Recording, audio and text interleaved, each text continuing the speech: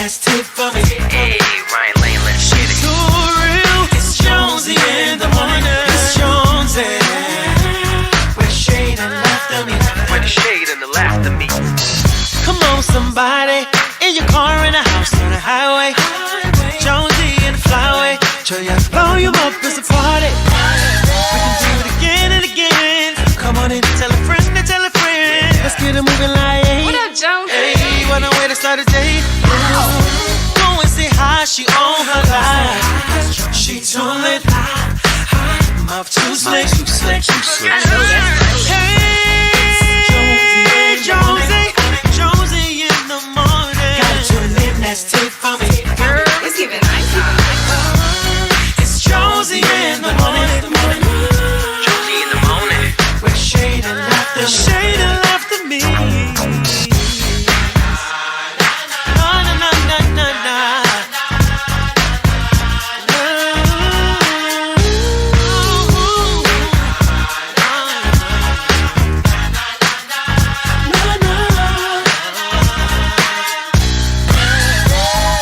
Jonesy in the morning.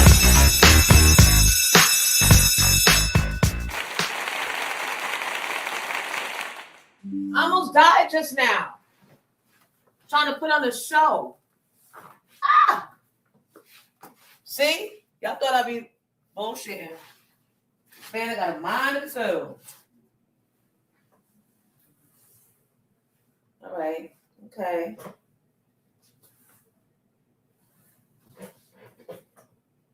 All right. Steady. Steady.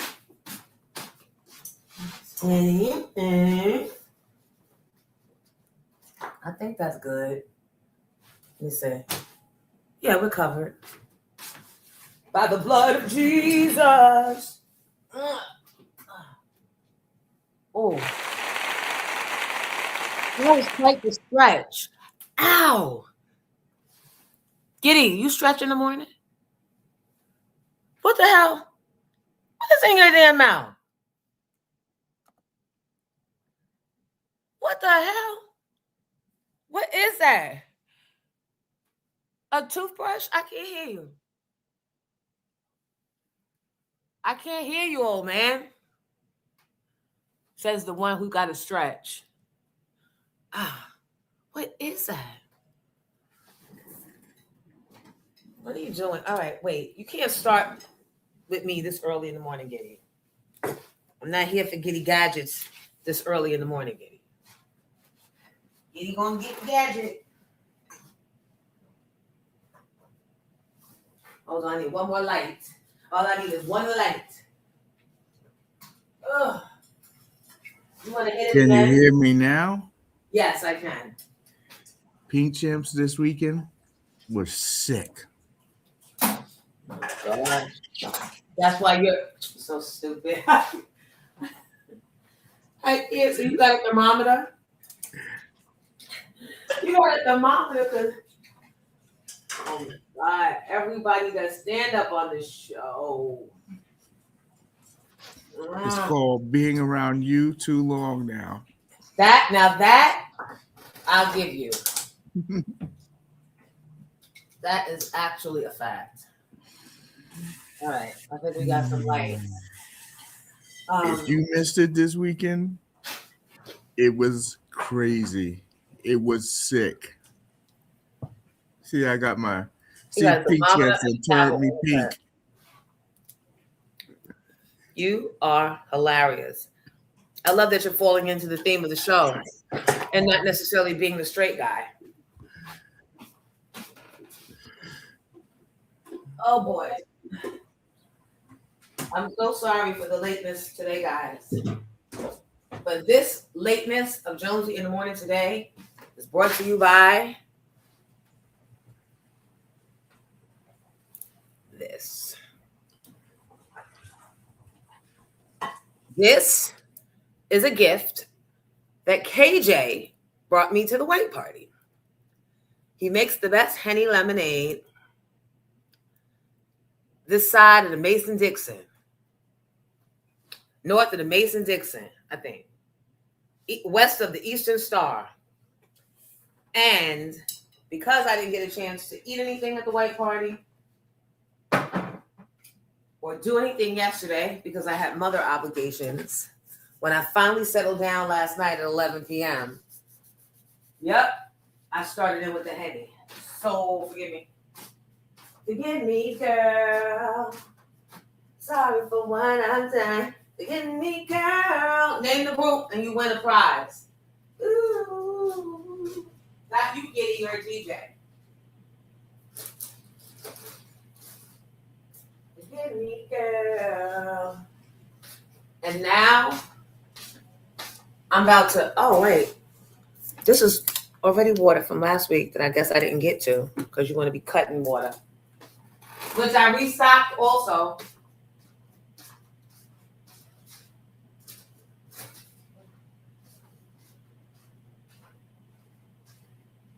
Oh. Hold on.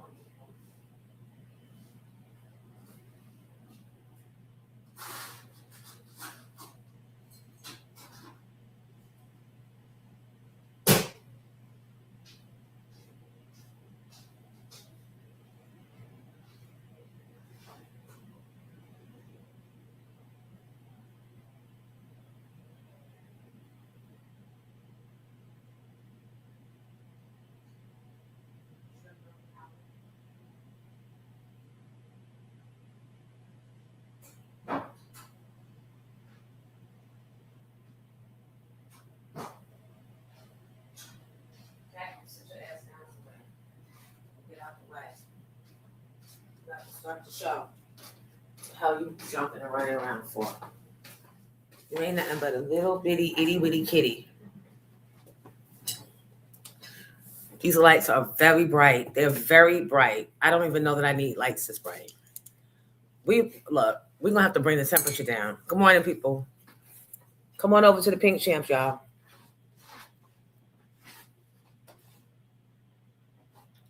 No, that's too dark. But that's too light. It's too early for all that light. Maybe it's the other one that's.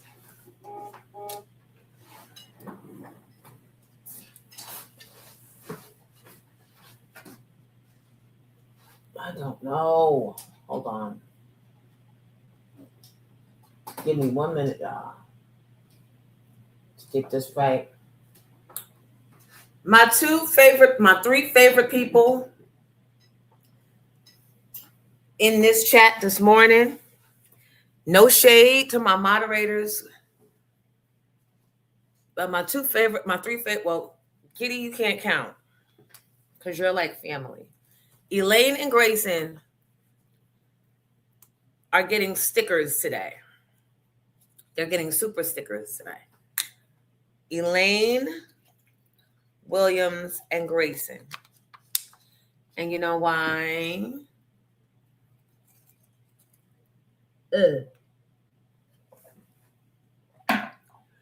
Because they. Oh, and Jodeci. I'm sorry, and Jodeci.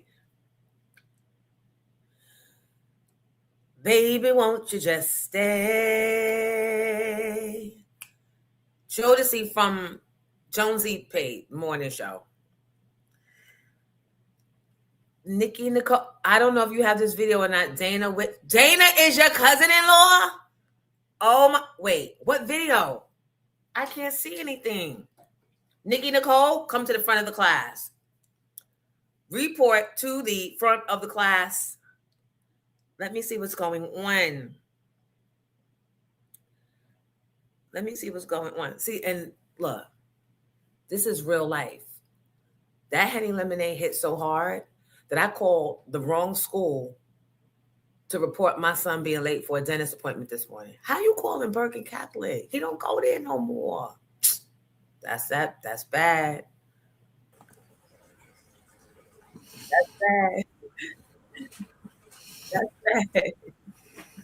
So like I said, this weekend was sick. If you missed it, you missed it. You missed it. We got to start getting into it. I can get rid of this now. Giddy got antic. Look, because it's hot. It's too hot. Because I know you got your heat on. It is too hot. And I don't. It's going to be 70 degrees here today. Wait, did someone say it's too hot? Too hot. Oh, Too I got hot, video baby. for us. I got all videos for us. The legends came out this weekend in my white party. I told you, if you glow, you glow. I told y'all what it was going to be. Shout out to Chuck Bone. Chuck Bone from Uptown Records, who I saluted at the white party. And I said, wasn't that dope? Wasn't that dope? Can we pause the white party and just rewind a little bit? No. Let me go in my own pace. No. You go right ahead then. It was dope. I referenced Chuck Bone, used to work at Uptown Records, and then I don't know if he went over to Bad Boy, but he's one of those guys in the mix.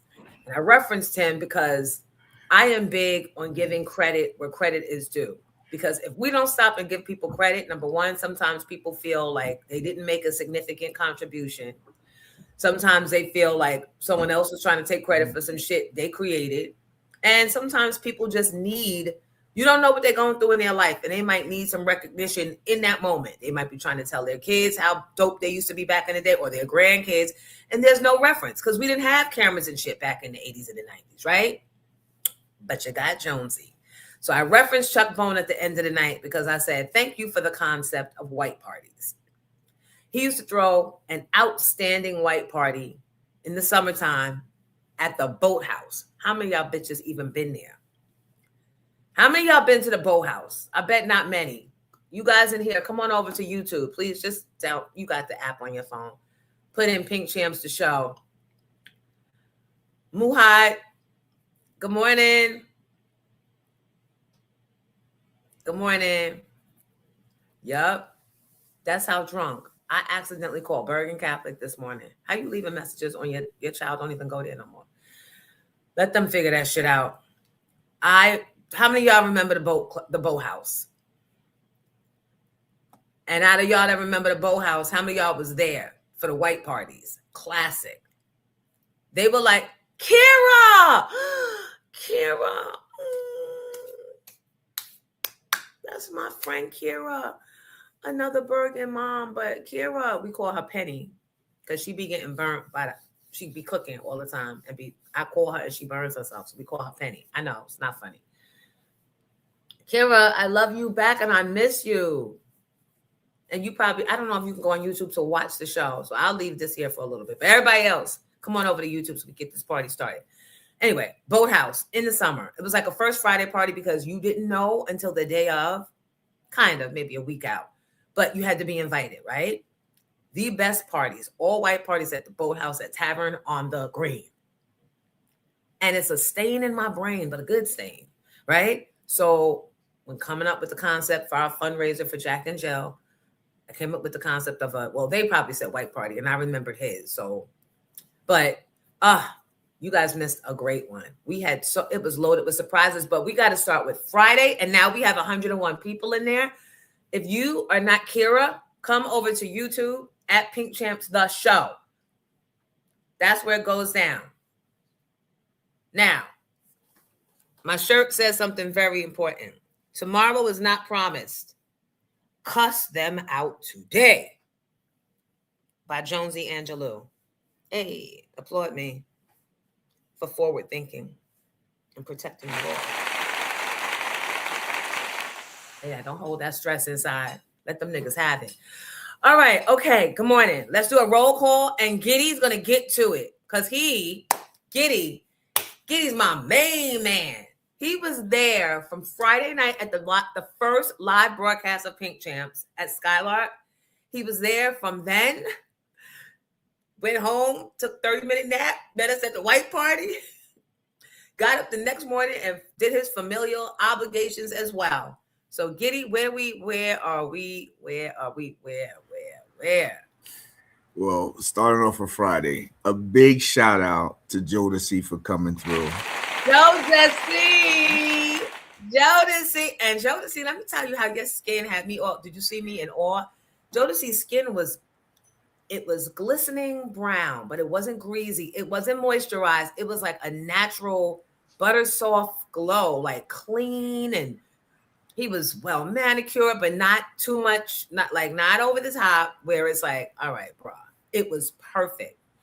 And he smelled good and he was dressed fine. And it was such a good meetup. Thank you, Jodeci. And one of my 90s girls, put it in your mouth, Kia Jeffries. She surprised the nigga. And performed. So, Giddy, do you have video from Friday or do you have? No, I don't. The video on Friday is actually on the channel. If you go to the live and you'll see it, it says Scarlett Live. And you actually see her performing. Right. It was a live broadcast because we felt like, why are we encouraging people to be here live if they're going to be able to run it back later? The purpose was to get you guys out so we can get our Skylark officially started like at 8 p.m. Right. It was a great place. Look out for more Pink Champ stuff coming up there because we're going to be rocking it. It's not far, so nobody can give excuses. And they have some pretty good food. Yeah. Just stay away from the calamari until I can give them the right seasonings. Wait, what? Jodeci said that. Jodeci said that. He said the calamari. See, I actually do listen. See, look at me remembering. Well, why did I remember that? I can't remember to call the right school to report my son late. There's something there. But anyway, we had a great time. Thank you to Skylark for having us and DJ Bukim and Dre 2 times. And we'll be back on March 27th. I believe that's the day. We're celebrating women because it's the end of Women's History Month. And I'm going to be rolling out an R&B hip hop bingo. So. And it's a special female DJ, remember? Yeah. We'll talk about that. Did I get axed? Did I get chopped and I didn't know? No. It's just that she finally got back to me and I was getting ready for White Party. And I forgot to tell you. But who we want, we won't get. I mean, I'm not saying we don't want others, but our first choice, Coco Chanel, she's out of the country. Oh, okay. Yeah. All right. Well, we'll make up for it somehow or some way. My second choice, I hope she's available. DJ So Lovely, but I've got to reach out to her because now that she's engaged, now that she's engaged to Lord Finesse, I need in on that because I made that. I think I made that connection. She was on my live during COVID. He popped in to say hi to me, and then I think there was some backdoor DM sliding. Next thing you know. Whoop, there it is. So you need your finder's fee on that one, huh? I need my finder's fee on the love. On the love. All right, let's get into it. Saturday. Let's play the video first, if you don't mind, in the beginning. Go ahead. So I have the videos pretty much separated. People walking in, or what is this, performance? This first one right now is people dancing around. Okay. Shout out to Ted Smooth. Ted Smooth, yeah. Was definitely rocking the house. Let me do some roll calling while you do that. Shay Bella. Sure. First to class today. Thank you, Shay Bella. Then we got Ridmont, good morning. Tyrone, good morning. Mimi Chase, hey boo, hey. Mo Better Radio is here. Karma Brown. We got Ronnie's here. Nikki Hall, good morning. Happy Monday back to you. The boss of who? Good morning. The boss of me. Good morning, my friend Elaine. Big Art Entertainment. We've got Ms. Elena, Way Out Jack, Sherelle, Kim White, Nia, 39, Miss C, hey boo, hey. Shout out to the moderators, Kim from Harlem, and Vintage Opulence. Millennial, Donna Soul, Pete, good morning. Welcome, Garcelle, Big Brown Eyes. Come on in, everybody. Make sure you like and subscribe on your way to your seats. Anita OG, Pretty K, Soul Cakes, Ayo, our friend Carmen, Carmen from J&J. And who else? I'm scrolling. Jodeci's here. Get on up now. Gandy Girl, good morning. Ms. Kamika's here. Good morning, Taurus over here. Lack of Terror over there. Juice, the MC, good morning. My good friend and family, Kira, Special K. Over here, we've got Disco Nika, Max E, Chef Emily, Georgiana. Good morning. Come on, Jonesies, Gronesies. Come on in. Come on in. What you cooking up, Chef Emily? Last name, good morning. Rave, hi, and yep, Georgiana, you got it. Force MCs. Yep, Big Brown, it was the Henny. Authentically, Lola, good morning. Two Girls Mom. I think I shouted you out already. Eggy Egg, Tika, Reginald, Nick Music. I'm doing well. How are you, sir? Nikki Blue. Hey, boo, hey. This is hip hop. All right. And my friend Asia's here. Hi, Asia. Arthur Melendez. Good morning. All right. So, Giddy, I think we can get started. Here we go. Yep.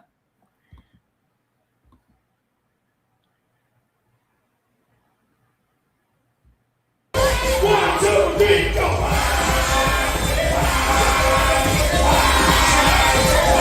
Did you get that?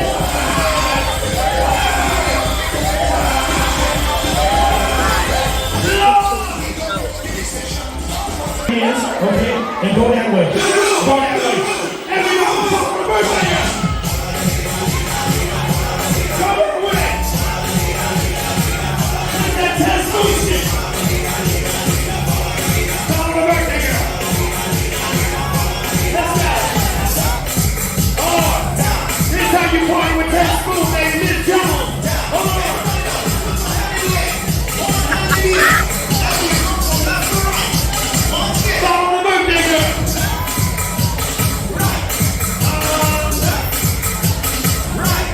Take it outside. What does this say? You fucking it up. Hold on. Go down. Don't worry about it. Take it outside. We paid for the place. Come on. I didn't even know that happened. What? What the hell?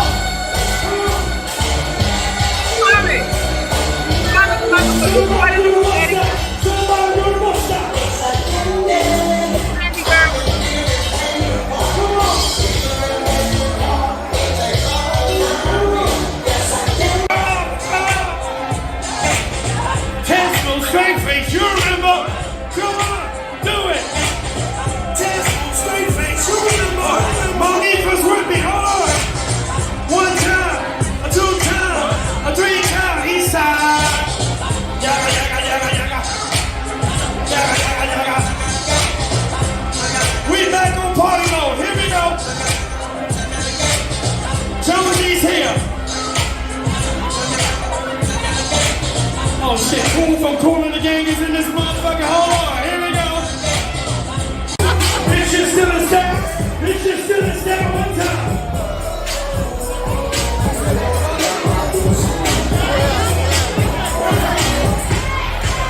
Let's do it. When I file back. When I file back. When I file back. When I file back.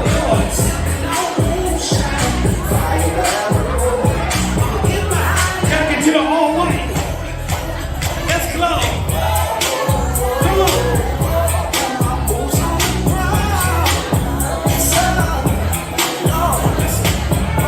That's me right there. I'm so glad for you brought my black shoes. My black shoes.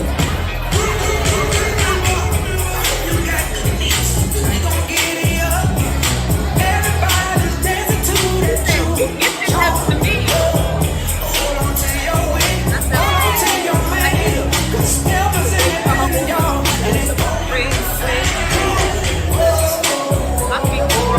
She went and got her friend, goddamn it. All of her. And another shoe. You got that in your pocket? That was in the coat check? You went to the store and got a fan? Oh, let's do it.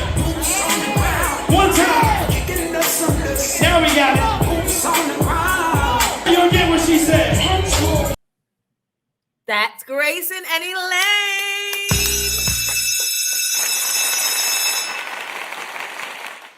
Recap, Giddy. And I know you have more because I saw you videoing all night long. Wait, I can't hear you. That was dope. And I have a lot more video. We're going to have to hold the other video for like the special subscribers. Oh, okay. All right. Yeah, I got tons of video. I saw you working all night. I saw you like getting, like I would walk up on scenes and be like, damn it, where's my phone? I'll turn around. Giddy got it. Giddy got the film already going. Thank you for being more than I knew I needed. And thank you on behalf of my chapter. And and thank you for Friday. Like Friday set off the weekend. Friday was fucked up. Then Saturday would have been a catch up and a remake and all the things. Yeah. So that was getting everybody situated for the next thing to come up.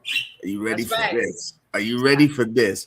You guys get your popcorn, get your coffee, get your Danishes, whatever, because what you're about to see could possibly have not been anywhere else unless you mess with Jonesy. All right, wait, hold on. Before you do it. Because I got to set up. I got to get my shit together. People are still coming in. Hold on, y'all. Once again, before we get into the shenanigans, if you would like to order, it's a piece of merch. Tomorrow is not promised. Cuss them out today. By Jonesy Angelou. Just Zelly me at the booking. Jonesy Gmail address with your size, what color you want. Doesn't have to be pink, although it does go into the flow of pink champs. Whatever color you want, and or let's say now it'll be black, pink and black, or white and black. And just let me know, because child, anybody got time to be holding the stress? You know what? On the low, Elaine is a dancing fool. I saw. So somebody sent me video. Somebody sent video to Courtney, who sent it to me, and I was like, "Is that Elaine?" Elaine is a dancing. She's dancing machine. Come on, Elaine, do the bop. All right, go ahead, Giddy. Go. Okay, so you ready for this one? Here we go. This is Saturday, our Glow Again party from now. Real smooth.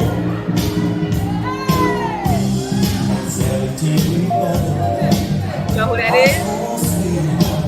Oh, Lord. That is cool. And the game.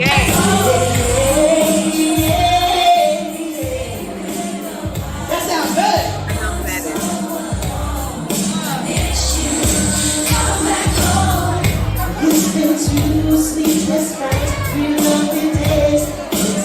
Saw you. Whatever happened to the promise that we made? Josie, come here, Josie. Oh, Lord.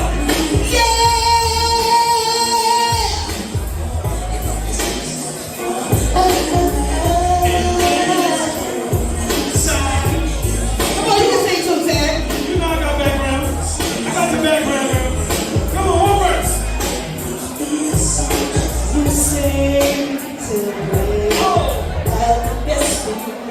Oh, my shit. Cause you make me so happy. No one else can do. Nobody won't do the things you do for me. Yeah. So they asked me to come in. There you go. Where I wanna be born. 1994. Where I wanna be born.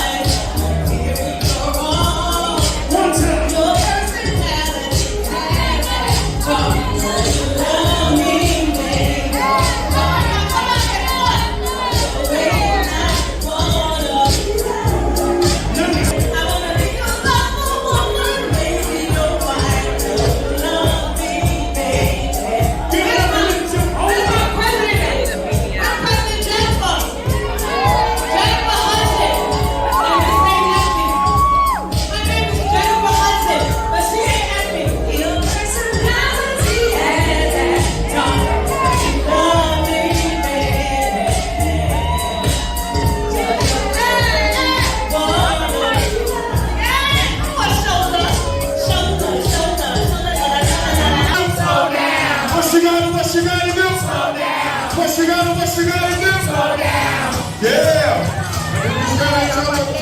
She always juicing. Juicing cash on the section from Jane. She doesn't make that chick like Halloween next week. You ain't paid. Shit, you got the flash dollar. You ruler. When you do, she sucks it up like a Hoover. Take it on your face and get the lights out. Make the passion. Do with money and it's massive. What I am, this is what I am. What you are is a stunt man. Well, what you are is a stunt man. You're on the hunt. Ain't your plan is to take all you can from the man and then scram. I was doing something if I gotta do this like getting money when I keep stuck in your rectum. Taylor, grand for me and yo, we gotta respect them. Dissect them, yo, our work is on regardless. Who will fight with you, the boomer strap. Step the fuck up before I push you in your face. That's your family. Base. Then you're gonna chase blood in your mouth. It's gonna flush out to the ground. Then you're gonna know we don't fuck around. If you think I had juice on new gas, gonna have to argue you with a few crags. To the Jordan, you won't put that shit no more. Play it to your friends. Lord Jamar, y'all. Brand new to you, y'all. I suggest take it like a mess about a piece of wire. Get your fucking dog, it's time to retire. Cause I get strong blows to the head from my phone. Jerry flows. Give me power to go. Watch out, rock slider, you catch the speed 99. And hell will be your home road. You want the dog. That's swear to God.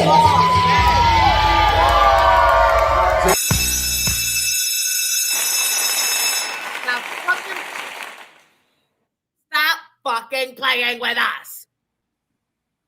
It was a night. Us, you know, it's always going to be what I offer, and it's always going to be a surprise or a bonus. Y'all know. That's why I'm cussing y'all out today, because tomorrow ain't promised. What? They don't even care. And Nikki Hall, that's her cousin. Lord Jamar is her cousin. She just told me that this morning. I'm like, we love And it. he was a surprise to everybody. Nobody knew that he was going to come up there. Well, right. So his wife is very Jack and Jill adjacent, right? And her name is Dana Whitfield. You guys might remember she was in a reality show back in 2016 called, I think it was Ladies in Law, or it was on We. She was on that. She and Lord Jamar have a grown daughter. Shout out to Hampton. And Dana's an AKA. So Dana be at a lot of events. Her and my best friend Courtney went to Hampton together.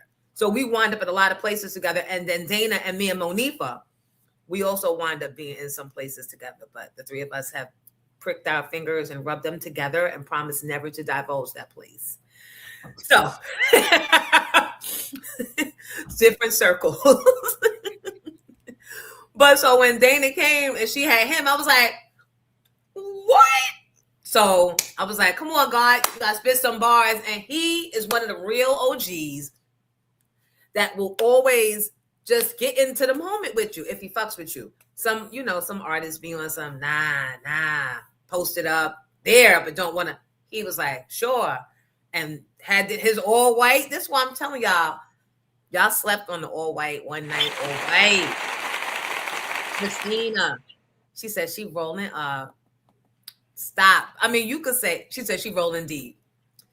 Ribmine, thank you. We do need a Grownsies party. We need to set. That's how Jack and Jill Bergen Passaic gets down, says my karma chameleon. That's my Carmen. Yup. Carmen, I got video of you. Wait. How did I get the? Oh, Giddy, let me send this to you. Okay. I did take some video. I did a mini thing until people got me aggravated because I wound up having to put my damn drink down. And I was like, I ain't doing this. I earned this party. Let me send you this. Oh, Carmen, watch out. Yup, Carmen, yup. I was trying to give you a break this time, Carmen, but obviously your video that I got of you is going to be an exclusive watching one. I'm sending you this, Giddy. Should I email it or send it to your phone? It's whatever. Which is easier for you? I have both up. Email. Okay. Yeah, Grayson, it was nice meeting you finally. Yes, thank you for coming out, Grayson. You look And very. Elaine, we met already. So, I but it was noticed. still nice to see you again, Elaine. I noticed him right away at the bar. No, because his white was so sharp, and a lot of guys just wore like white short sleeve. He had on the suit, and it wasn't like a stuffy old man suit, but he was like, see, a few guys in there took it to the next level and had on their hats tilted to the side.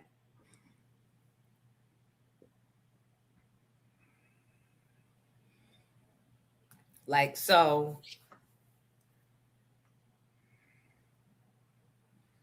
Right? Little pop of color. I ain't mad at you. All right, what the hell happened? Oh, so options. Send it as an individual link or iCloud link. It doesn't matter. Just send it. I'll grab it either way. All right.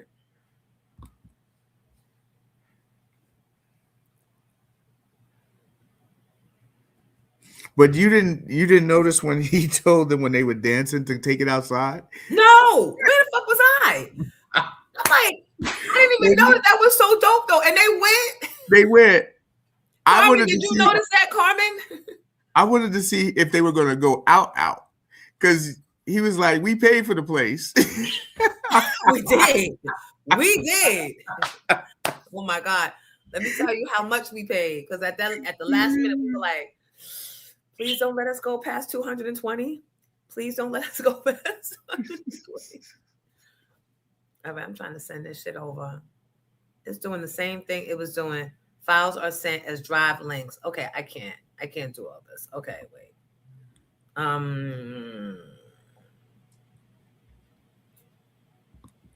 But big shout out to Tess Rules. You do the assignment. Always. How you party?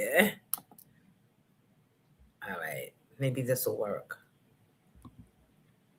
All right, it says done. Okay. Tell me if you got that one, and then here go another one. iCloud link.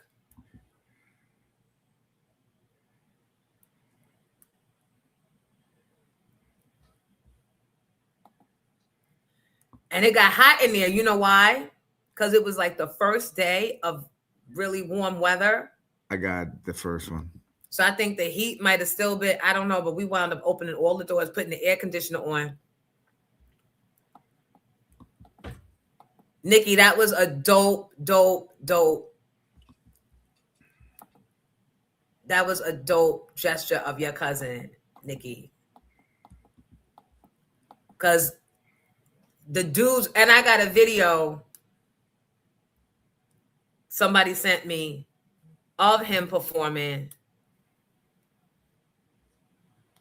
Oh, no, it's on Zayna's page. It's on Zayna's page. Let me see if I can, how can I?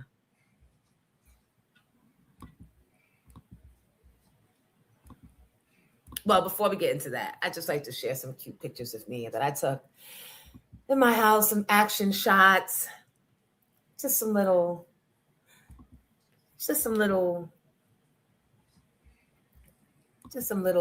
Thank you, Marky J, for the makeup.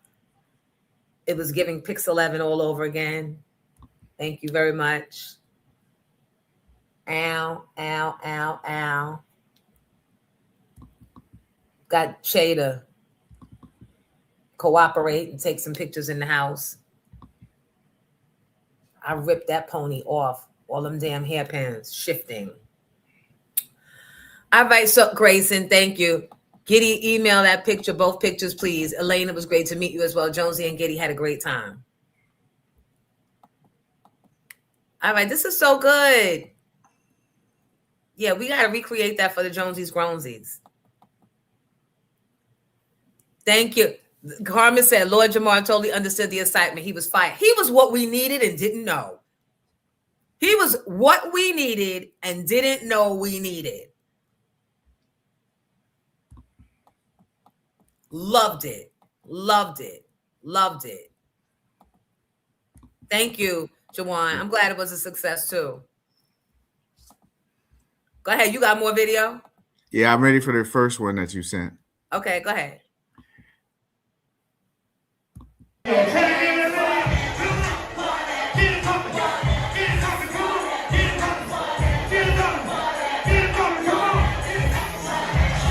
the shoes.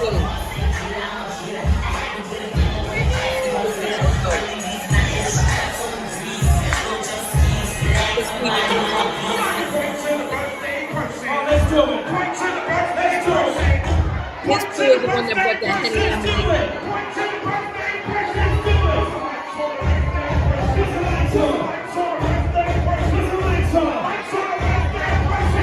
When I was taking a picture, they posted, I'm like,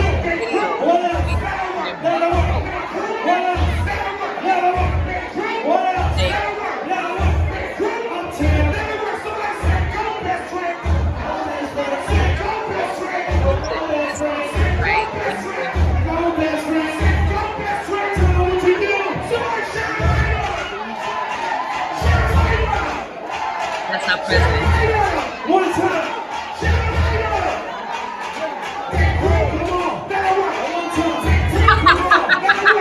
Carmen, look at her name is Jennifer Hudson. No lie. That's why I said I echo.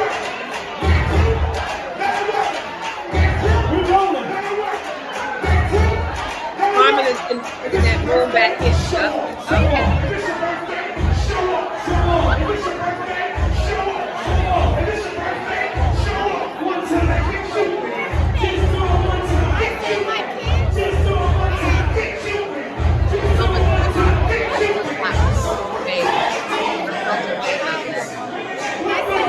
That's why I stay there. I'm waiting.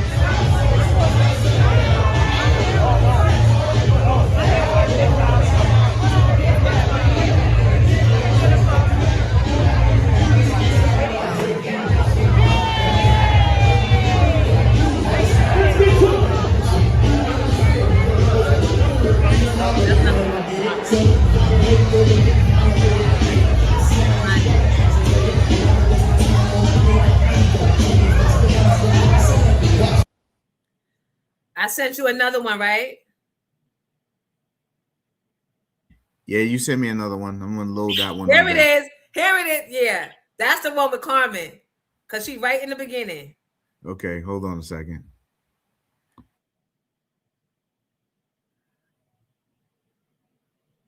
Carmen, I love those braids.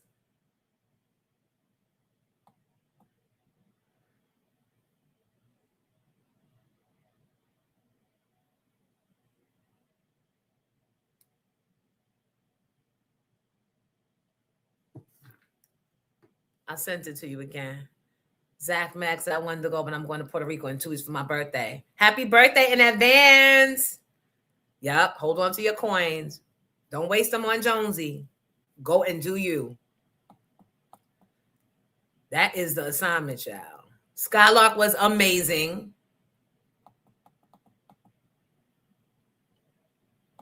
Thank you, Nikki. Next time I need you in the building, Nick.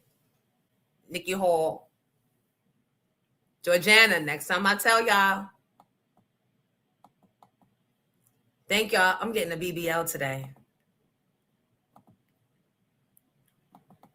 The lady said, all I need is alcohol pads. Tell me when you're ready.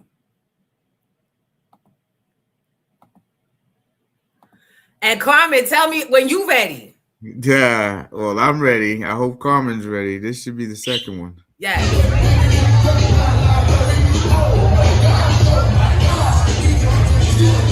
No, that's not the one.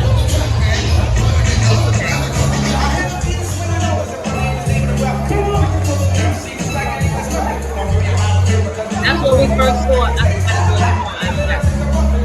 So Dana, we did our. And that's what.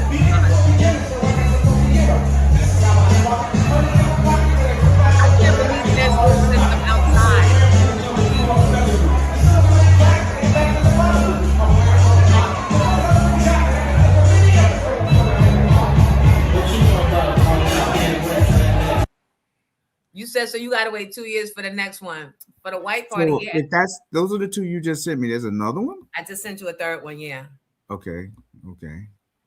I think I texted it to you. I think. Okay. Let me go find it. Yes, every other year. And that was our second one. And I won't even be in the chapter for the next one because Shay's graduating out next year. But I'm sure that the ladies, the mothers, will put their own spin on it. Because last year I wasn't the chairperson. And Stephanie had that shit rocking. It was a fly vibe. And like I said, all the doctors, the engineers, the educators, it was dope. Jonesy, I'm gonna need you to send me that third one. I don't see it. Okay. But I don't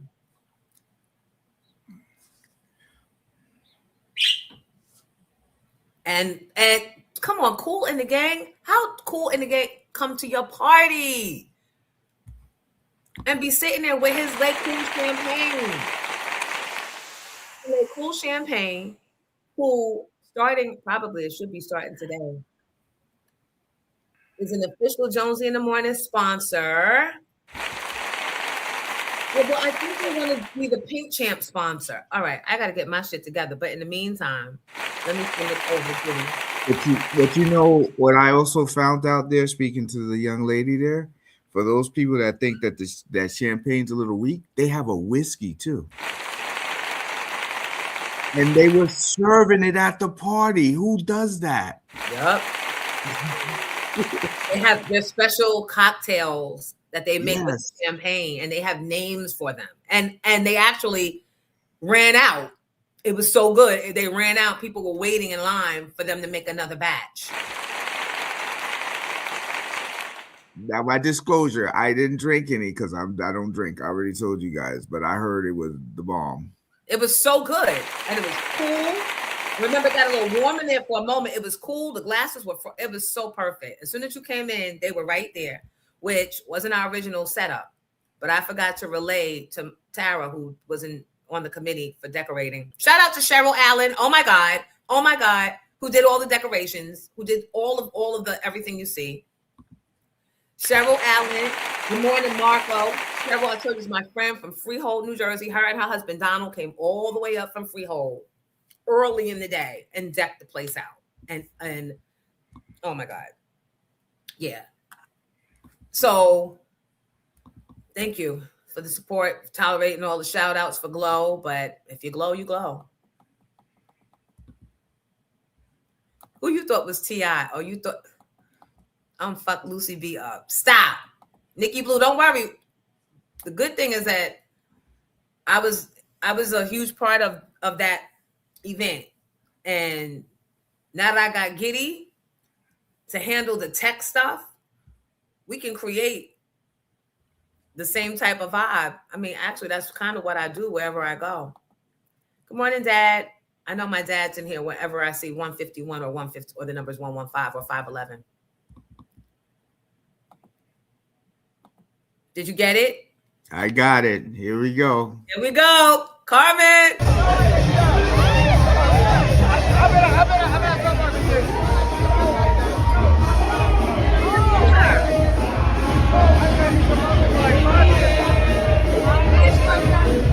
Here she goes. Love my hair.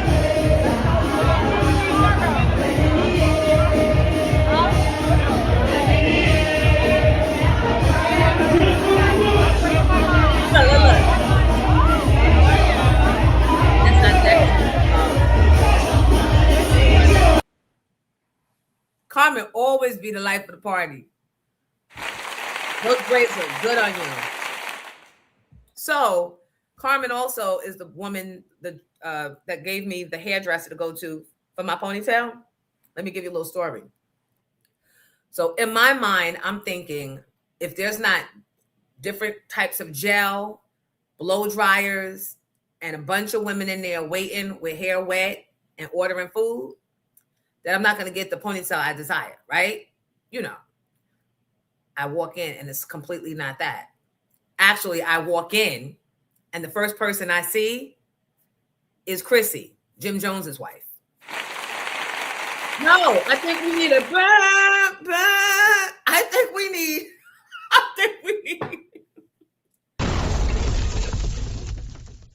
And I'm looking crazy because you know how when you're getting ready to get your hair done, you don't give a fuck how your hair looks because you like, it don't matter. Ain't nobody gonna see me run in and but.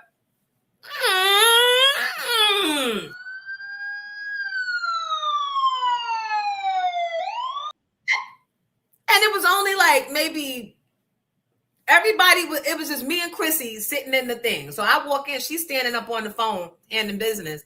And I walk in and I go, hey, hi, Chrissy. And I go, I'm Jonesy. She goes, hi. I said, hi, Chrissy. I'm Jonesy. She goes, I know who you are. I'm like, never presume. But hey, sis, hey, we hug. And I sit down because I'm scouring, where's the gel? I don't see no SO. I don't see no, the brown gel. I was like stressed, like pressed. I'm like, I'll get back to Chrissy. And then I call Carmen. Carmen will tell you. I call Carmen. Was like, girl, I think you got me in like a good place that like actually takes care of hair. I needed the place that's going to probably break my hair off some more. But for this night, they're going to have me so right. That's what I need, Carmen, not health care, not hair care. So Carmen's like, no, I think they're going to use spray. It's going to be fine. I'm like, all right, okay. So I was too pressed to get into the whole Chrissy thing. But then she got off the phone and then we started chatting. And Chrissy is so fucking pretty. She's so, her skin is flawless. I'm like, why do I have wrinkles forming in my forehead and she has none in hers? And then I asked her, and she said, girl, one of my guy friends, or maybe she said one of her gay friends, gave her a secret. I said, what's the secret, bitch? She said, butt paste. I said, what? And then I said, what kind? Because I remember I had some for my, because girl, if that's what it's going to take to look like that. Chrissy, Jim Jones' wife, told me she used butt paste, but she said, but I got to find a different brand because this shit started burning me. I said, it burned? I said, you got sensitive skin? She said, I don't know. She said, so maybe it does work. I just needed a different brand. Whoever knew? I got to ask for a friend. Who knew ass on the face could be a good thing? Apparently Chrissy, because her shit is flawless. What, Giddy? What? I'm asking for a friend. What do you guys use butt paste for? I don't. Don't say you guys. This is news to me. So I'm not like, you have to act like you're not shocked, but I was like, you know them guys, they be finding all the things. They will. So shout out for the boys who maybe like boys, but know how to keep your skin supple, like a baby's bottom. Stop.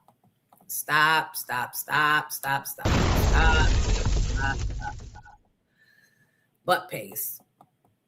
So I'm going to try. Thank you, Miss C. I'm trying to get all these comments up. Oh, let me just put them on the stage. You guys see, or do these comments be too small for y'all? I am way back in the scroll. I'm sorry, guys. I was watching the playback. Nikki Blue, next time I tell you, I'm going to let you know what events are for who. I'm going to say, if you are liking this and that and this and that, then you should come to this and that. Ted Smooth is, I hope that when I graduate out of Jack and Jill, that the ladies still continue to use Ted Smooth because he is a huge part. The DJ, if you get a good one that captures the vibe for all, don't rock the boat. Thank you, Georgiana. Right? And shout out to Allure, who meant to be there, but again, Aaliyah had death in the family. Her grandfather died. I thought it was the father. Me and Monifa had a 10-minute conversation disputing that before before we started performing. But anyway, yeah, it's cool in the gang. So then Ted Smooth played Too Hot. That was dope. That was dope. Yes, it levels up every time, Carmen. Every time. Now the next event, look, my next event, but this ain't even my event. This is an event I'm going to.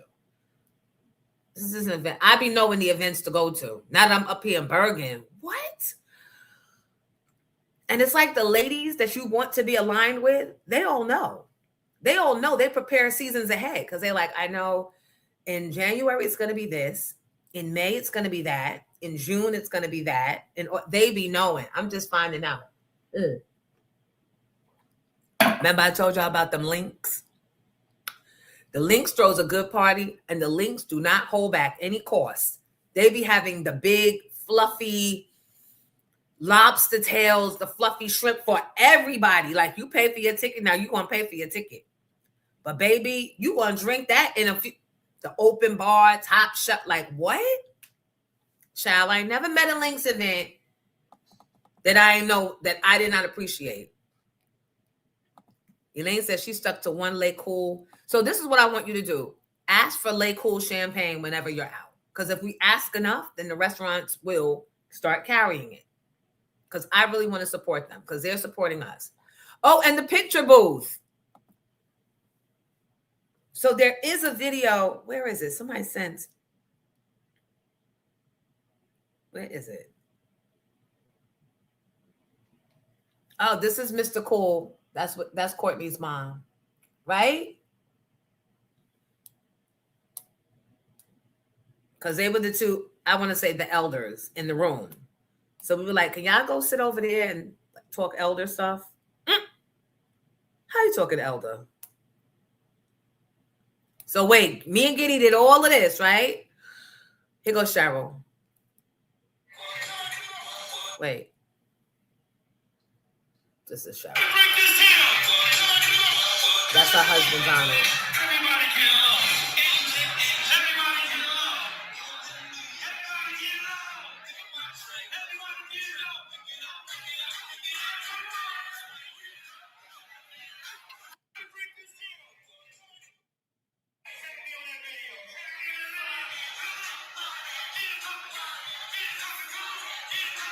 I don't know. I think we might have seen this.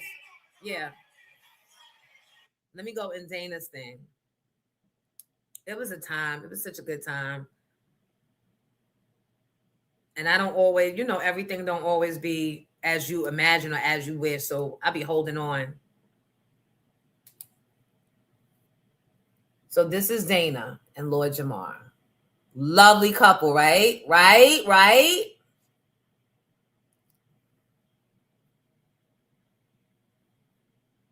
And this is us carrying on at the photo booth.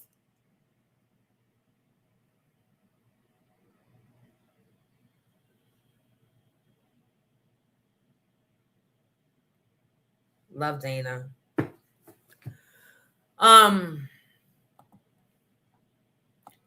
So wait.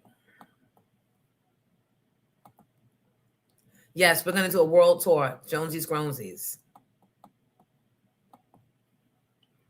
Trinera, we're sorry that we missed you. I did get your email. We're gonna figure something out. I really didn't get a chance to get all into it and figure it out because I had a lot of shit to do. Nikki Hall said, Jonesy always brings the party. I was at Lit 21 in Newark when you were there for the Little Kim and Foxy party. Oh my goodness. Oh, right. I think I could tell the story now. So DJ Mr. C was throwing up a Little Kim and Foxy party, but the intention was never for either of them to be there. I think the intention was just to tribute their music. Child, the flyer got leaked to Little Kim. And they had to have several conversations and several compensations. That's all I'm going to say. And then C pulled me back from promoting it on air because she was like, I would never do nothing with that bitch. Allegedly. Why would you even put my name on a flyer with that bitch? I would never then, never now, never, ever, ever. Never in the future, never in the... She was like, I would never. She said, I was at a concert minding my own business with my daughter, and she had the nerve to have somebody take video of me and say, look who's up in the broke seats. That's what Lil' Kim said. She said, I was minding my business with my child. So she said, I will never fuck with that woman. Even if I would, now because of that, I'm definitely not. That's what she allegedly said. But why would Mr. C lie? And now he's not here, so I could tell.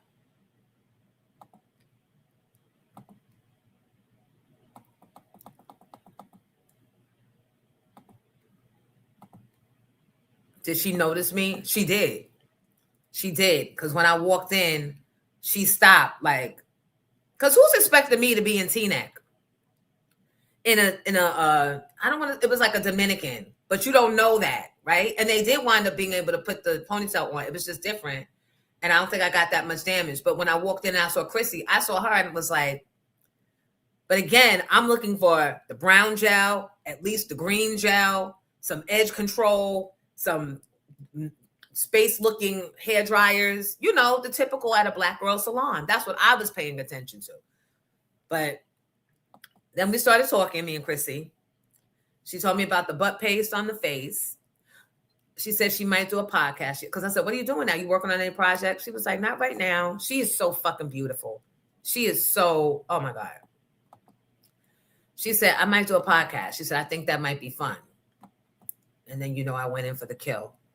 You know, I do Pink Champs, right? You know, I did a deal with Nori and them and I got Pink Champs. And I said, would you like to come on? And then she said, let me think about that. I said, at least you honest.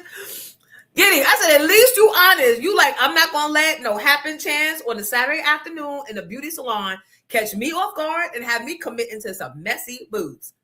Give it up for Chrissy.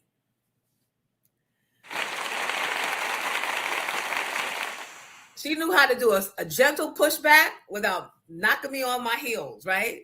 So I was like, yeah, no. I said, I don't do the messy shit no more. I said, now, I will ask questions so the audience can gather context. But no, it wasn't preparation 8. She said it was the butt paste.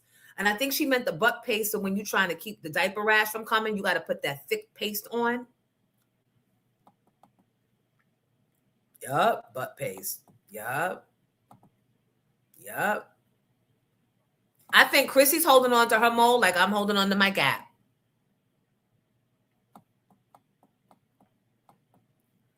Apparently, the queens, they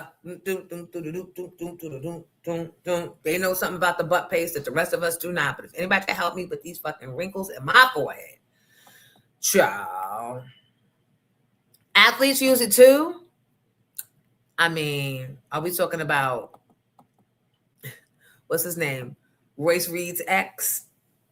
I can imagine him using butt paste. Did I give you that video? Royce Reed? What's his name?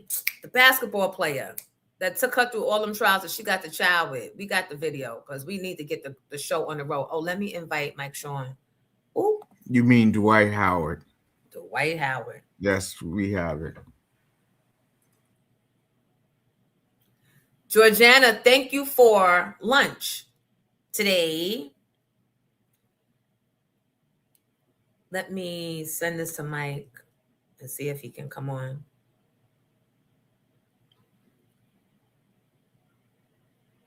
HTTPS://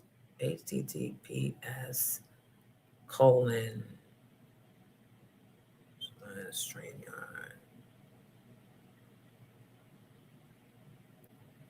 StreamYard.com/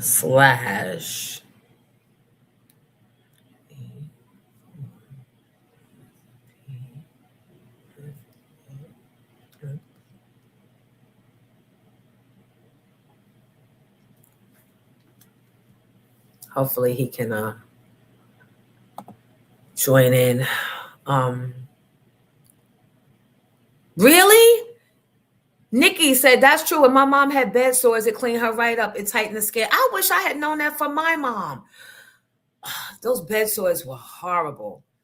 And then my mom lost so much weight that her skin started like wrinkling, like near the elbow, and the bed sores. I wish I had known.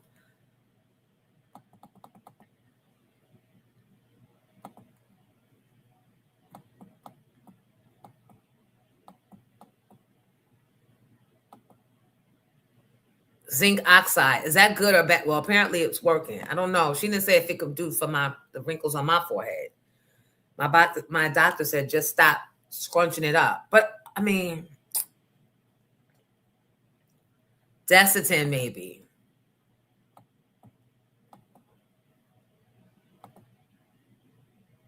Right. Who's the person that suggested, let me put this butt paster, hey paster, on my face, and let me see what it do. How you glowing? This glow is brought to you by butt paste. So then, thank you, Georgiana. So Natalie, I'm going to the Bergen Links Mother's Day luncheon. I'll see you there. And Natalie, do you always go? Have we met before? It is a great time. It's a great grown time. It's the one time out of the year that you get to go. Hold on. I need a prop I don't have here.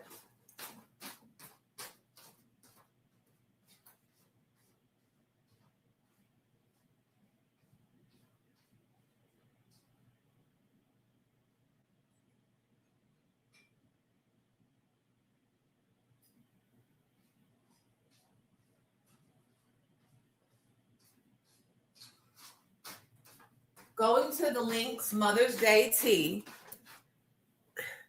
is the one chance out of the year you get to go like this.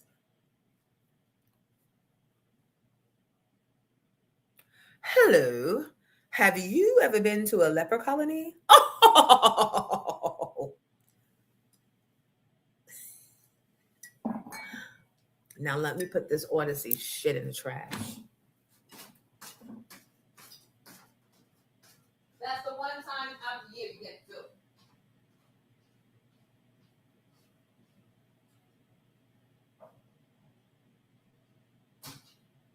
And be right on cue.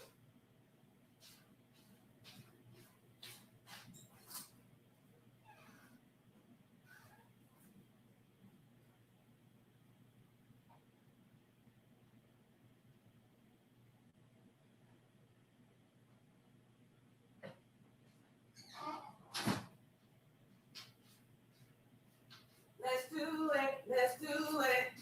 Ain't nothing to it. You gotta do do do do do do do do do do do do do. Look, let's do it. Let's do it. Ain't nothing to it. Giddy, do we dare? Especially after the night with the Henny lemonade, or do we just go back to the Henny lemonade? I never tried pineapple margarita cut water. Oh, once again, if you would like the merch, you see what it is. Tomorrow isn't promised. Cuss them out today. Applaud me. I'm Jonesy Angelou.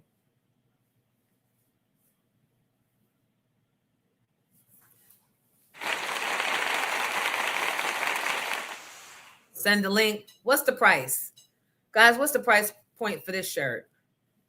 I'll let you guys price it. Yes, we showed the Monifa performance.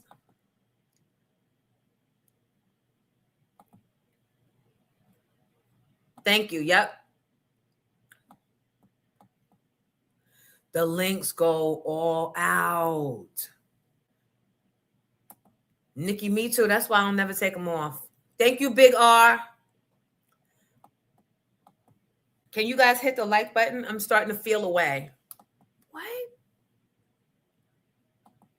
So I asked Chrissy to come on Pink Champs. She said she'd have to think about it. And then it was time for her to go and get her wash. And then, well, I don't know if this is important. Did I tell you guys about the 2020 producers that have been meeting with me? I don't know if I told you that. Anyway, it's two of them. One of them was in the chair, must have heard my voice and spun around and came over and hugged me. I'm like, why am I, what's, I don't know, but I always be thinking there's a reason for everything. So then we were able to have our follow-up conversation. So that's like, we have things happening. But anyway, I'm like, so maybe this is a place that I can go to that's trusted to take care of hair. And again, my ponytail didn't look that bad. It just wasn't as slicked up and, you know, gelled down as I thought, and baby hair swoopy as I thought it would be. But I don't have no baby hair. I'm in my 50s. Like, stop. We all can't have that same baby hair swoop. Hey, chat girl. Hey, a bus ride?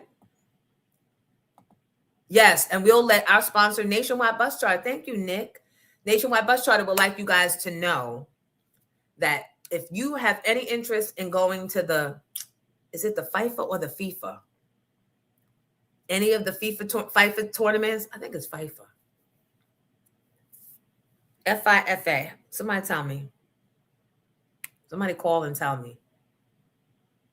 Oh, Carmen. Thank you, Carmen. Carmen made a donation for the Lions. Thank you, sis. But look, your dancing and your video and your hair recommendation brought me where I was supposed to be for a number of reasons. So after Chrissy went, they started washing her hair. She said she comes in once a week for her maintenance, right? And they put her rollers in. Before I left, I went over and I was like, how do you say this without sounding thirsty? And how do you say it without pressing and making her think that you're trying to set her up? I said, bye, Chrissy. I'm getting ready to go. Enjoy your weekend. She said, bye, sis. You too. And I said, you want to keep in touch? Right? Right? But don't try that shit with me because I don't give my number out. I don't care if we both got to sit there in awkwardness. Nope. And I'm going to say, you shouldn't have asked. You know I'm crazy. No. But she was like, sure. And she pulled out her phone and she took my number and then she sent me a thing. I think. I didn't even pay attention to go back and see if she did or not.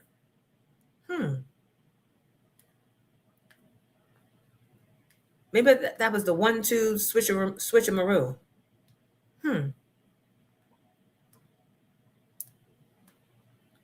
Did I miss it?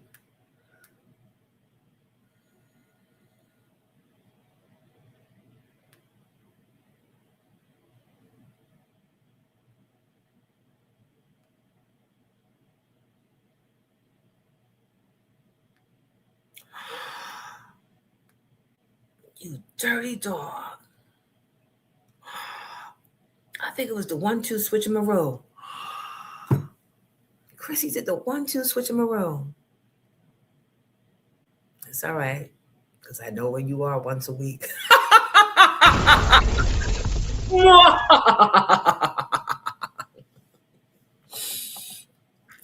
Hey, got the power. Good morning and welcome. Thank you, Miss C, for the donation. Guys, please cash out for lunch.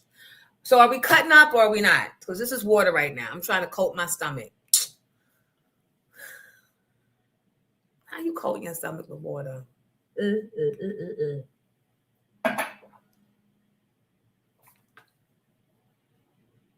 All right, so Dwight Howard.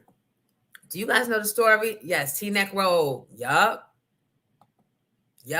Chrissy's hair is always laid and healthy looking. So maybe that's the place for hair care. Bye, Elaine. Thank you again.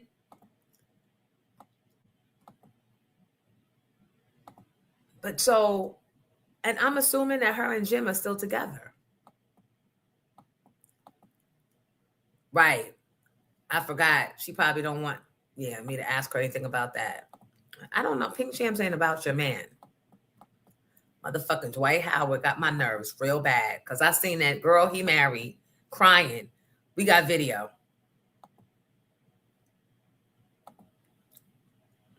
First, Royce Reed, his ex, feels vindicated. Hey, B-Fit. Thank you. Thank you for the kind donation. Appreciate you.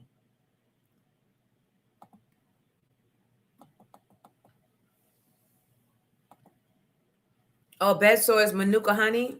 I wish I knew this then. You said don't shit on your face.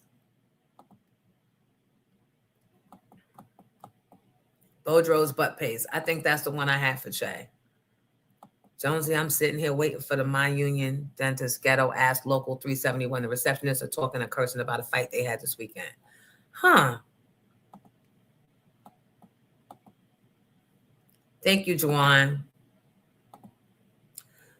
So Natalie, I was there last year. Do you know any of them? Do you live in the area?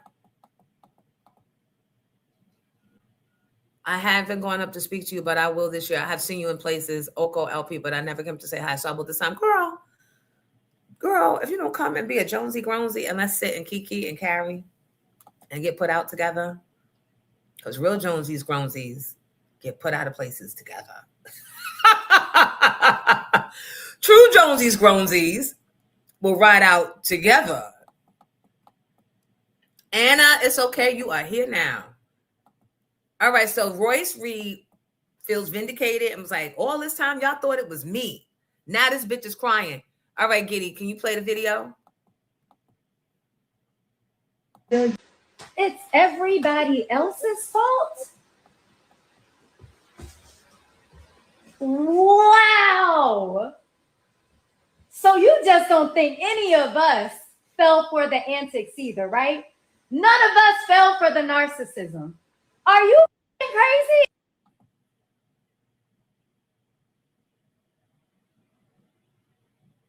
You do right by me. It's always been about the kids. It's always been about the kids. Now you want to speak? I'm still blocked up, so I can't see what the f- saying. But now you want to speak because he brought you into it? Girl! Until This is not him. This is not the wife. This is trauma. This is everything he's been through, but just not the kids. I have to advocate for the kids. And I can't go down for what he's doing. So they took our daughter. And I'm just sitting there like, do I speak up? Do I be quiet? What do I do? But I caught this man. I caught this man forcing our 12-year-old son to cover for him, his son, to cover for him. He had him lying. I recorded it. He was coaching our son to lie on me, and I had to record it. And it's this. I try to tell everybody he needs some help. And ain't nobody would have listened because he got the money. I kept saying, whatever, y'all don't understand. I live with him. He needs some help. And this is it. This is not him. This is not the wife. She was holding up a bag of what appeared to be coke, a big Ziploc. So Royce is saying, oh, but when I was trying to tell y'all, I was crazy. When I was trying to say it was all about the kids, it was no, it's not about the kids. You mad, you still want him. Now you in full-blown tears, and now you want us to believe that it's about the kids. So what are y'all thoughts on that? The price of the shirt, of the t-shirt, the merch, I think should be 25, or did we? Yeah, 25 or 30, because the shipping be sucking up my little $2 profit. The cup water. Listen, FIFA. Thank you, Radio Kid. Come on, Radio Kid. Al, FIFA. If you are interested in being at any of the FIFA games, Nick from Nationwide Bus Charter would like to let you know that they will be providing services for that. Just call, make a reservation, and they got you covered. What time is this in the recording? So I can clip that. Shout out to Nationwide Bus Charter, our sponsor always. And Nick would like me to tell you guys that they have a special package, and they're interested in taking you and your friends, if you're interested in the FIFA tournaments, that they will get you where you need to go. All you've got to do is call Nationwide Bus Charter. I need to get the number.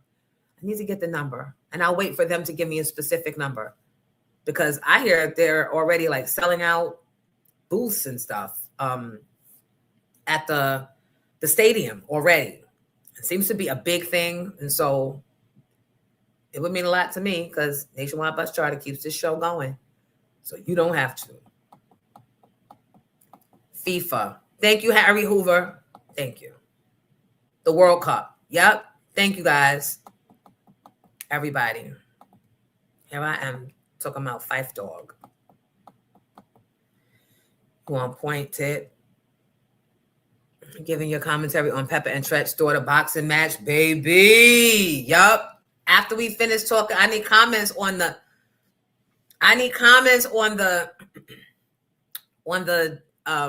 boy, Dwight Howard. And right. And here's the other thing. Have we not all been there at some point or had a friend there where you always think, I don't know why we fall into, and I wonder if guys fall into this too. When you meet a girl and she just starts tearing her ex down, do you believe it? And then you join in or you support her tear down? And do you ever find out that the tear down wasn't real? I can only speak from my end. All the tear downs that I give to my ex, all of my exes, be very real. And I have all the receipts, all the documents, all the everything. And I have not, when we're done, we're done. Ain't no, oh, we still cool. Nope. The only one of my exes, well, let me say this. It took many years, like maybe 20, 25 years for me and Ron Lawrence to become friends. And he had to work hard at getting my on again. But to save the bell, my friend Mike Sean, why I can't get to the stage? Why I can't get him to the...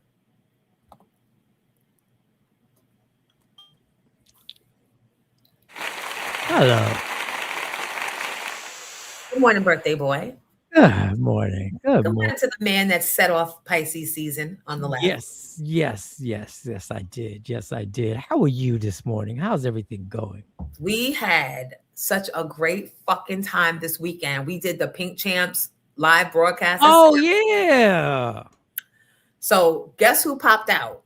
Who? Put it in your mouth. Kia Jeffries. And now, look, and she said, bitch, it's the only way I can get you to return my call. So I figured I'd come face to face. I'm like, Kia, stop. Kia. I've been going through a lot, Kia. But she was there. And some of the people, Jodeci from our chat, he was there. And like 7 other people. And some of them are so familiar with the chat and stuff that they just come up. He will tell you, put their arm around me and be like, Jonesy, let's get our picture out the way, child, because I know you about to go work the room. Right? They know the routine. Okay. And then we had our glow party on Saturday, the Jack and Jill event. Motherfucker Lord Jamar popped up. Yeah. Lord Jamar's wife, Dana. Remember she was on that reality show on We back in 2016 with them black female lawyers? I think so. I don't watch him, but yeah, go ahead. His wife was on the show. She's a real high power attorney and she's an AKA and she went to Hampton. So she popped up and I was like, I didn't even know you were coming. And she had him with her. So I was like, oh my God. And then I said, can we get some bars later? Can we get some bars? I was joking, but not joking. But I didn't follow up, right? So then when it was showtime, Monifa, she's sitting next to Ted Smooth. She starts doing her thing. Then I explain to people why Laura isn't there. And I say, but they sent me and I do my thing. And then I see him standing there. I was like, but we got the guard in the building. We got the guard. And then, Ted Smooth just dropped the motherfucker. Hey, shorty, and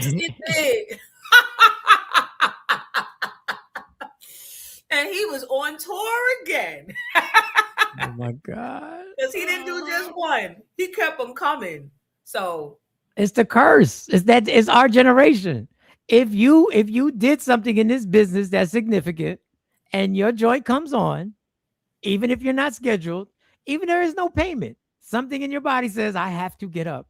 And I have to continue. and right before that, I had an event in Hoboken. There was a woman named Carla. She was celebrating 20 years of being in the childcare business.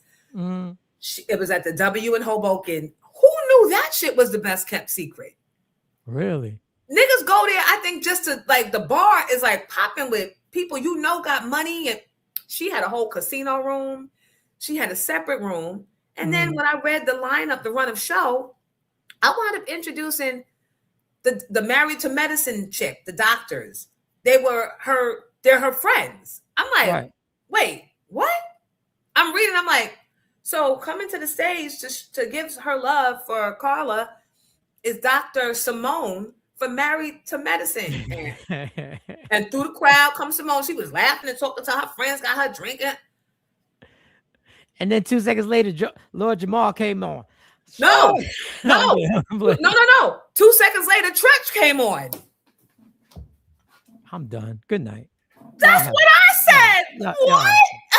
Y'all have fun. Remove my square. Take my square off. Remove it yourself. I'm done. Get out of here. Get out. No.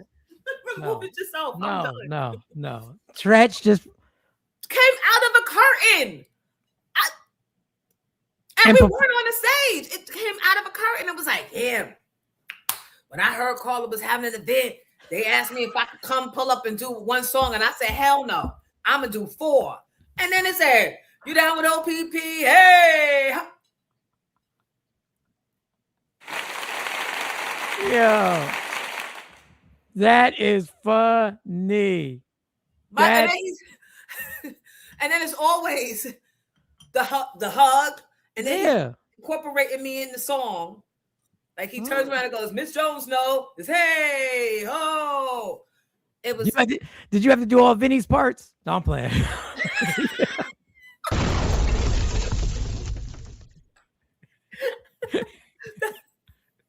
Because Vinny got the he know the crowd and response part. He's the one who always controls that.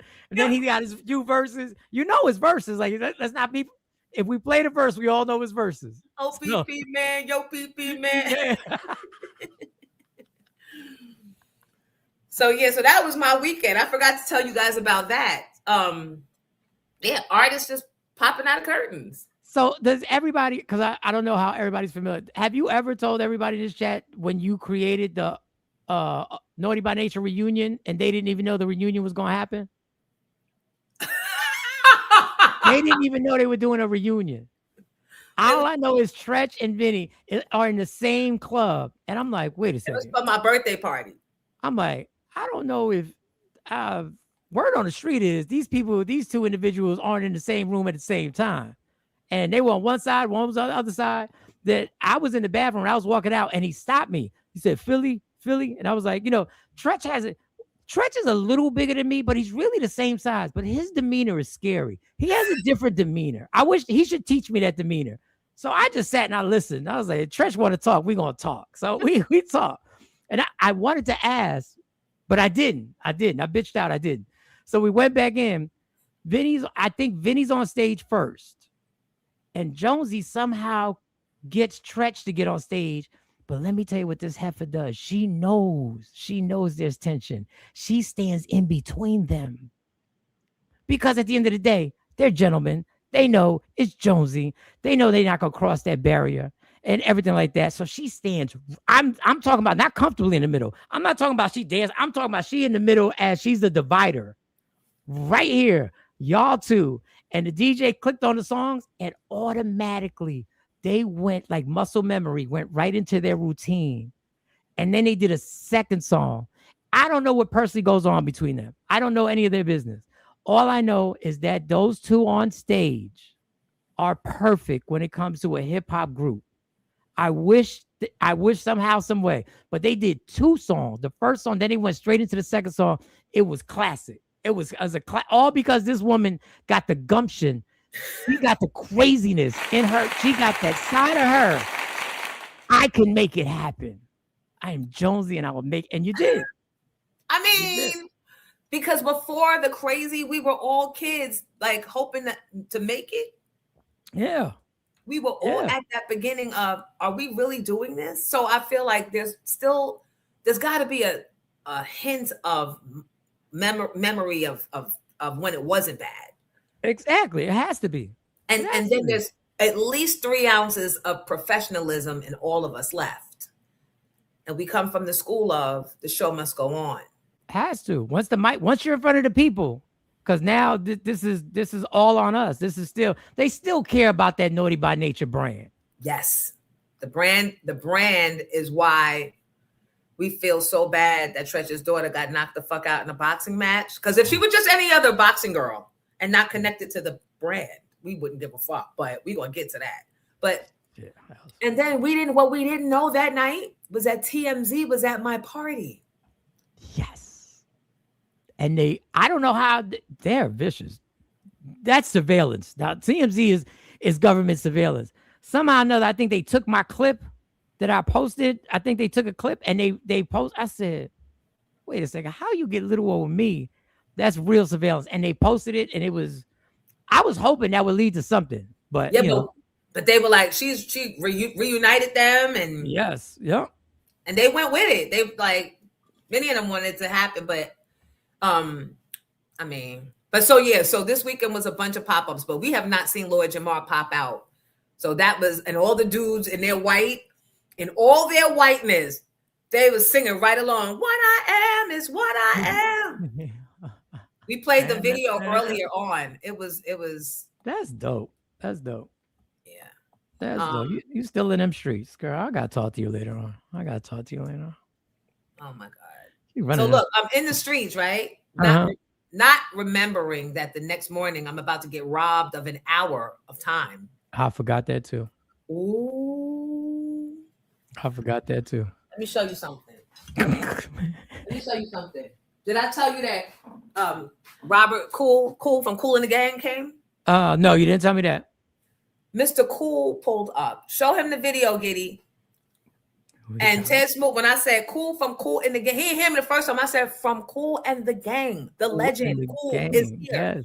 We're drinking his late Cool champagne. So Ted Smoot puts two and two together. Then all of a sudden he's playing, oh, it's too hot. Too hot. Who's next? Who's next in true karaoke? Who's next? Right. It was. I said it was what we needed and didn't know we needed. So did he get up? Did he get up and perform? Yes. He didn't perform, but he stood there while they were playing the music. Like, wow. Stood up next to the DJ booth, took pictures. Giddy, you got it? Where's that? Ted Smoot is classic. Look. All right, we got the Real smooth.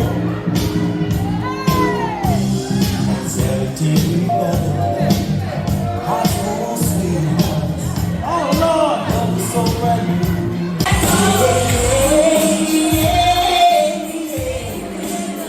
That sounds good.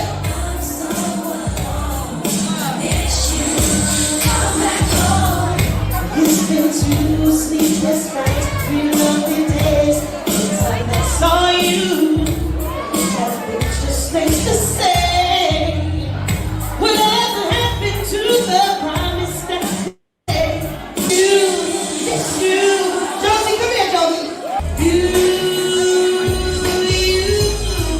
Oh Lord. Yeah.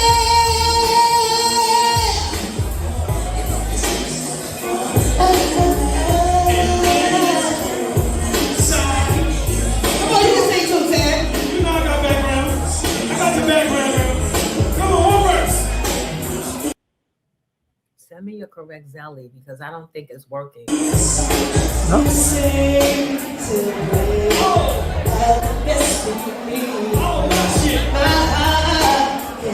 All right. boy. Yeah, no. Because it goes on and on. Then I sing, but I wanted you to get to Lord Jamar. That was the part. Do we have to watch it in order to get to it? And did I fuck it up by making you stop it? Like it goes all the way to the beginning again.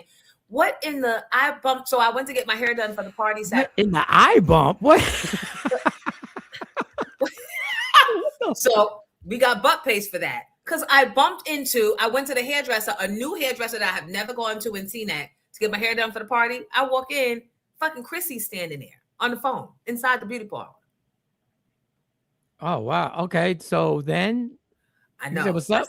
Because then I start racing in my head, bitch, have you said shit slick recently? What might you have said? What might this be? What might this become? You know how you have to go back through the thing? Really fast. You got to do it real fast. You got to skim through your brain like, whoa. I was joking. No, that wasn't bad. You know I play too much. No, I play too much. That wasn't bad. That was nothing personal, nothing like that. So what'd she say? She said, hey. And I said, hi, Chrissy, I'm Jones. She said, girl, I know who you are. But the comments, the people in chats was like, child, Jim got too much shit going on. She ain't thinking about Jones. Yeah. Okay. All right. So I was saved by Jim's shenanigans, but then she said she might do a podcast because she thinks it might be fun. And then I asked her what she does to keep her skin so clear. And she said her gay friends told her to use butt paste. Okay. It sounds like that's a true story, I guess. Every married woman has used butt paste and didn't know it. A gay guy tells you butt paste. Straight guys can't get you to wash the dishes, but a gay guy can tell you to put butt paste on you. I can't get a sandwich, but a gay guy can tell you to put butt paste on your face.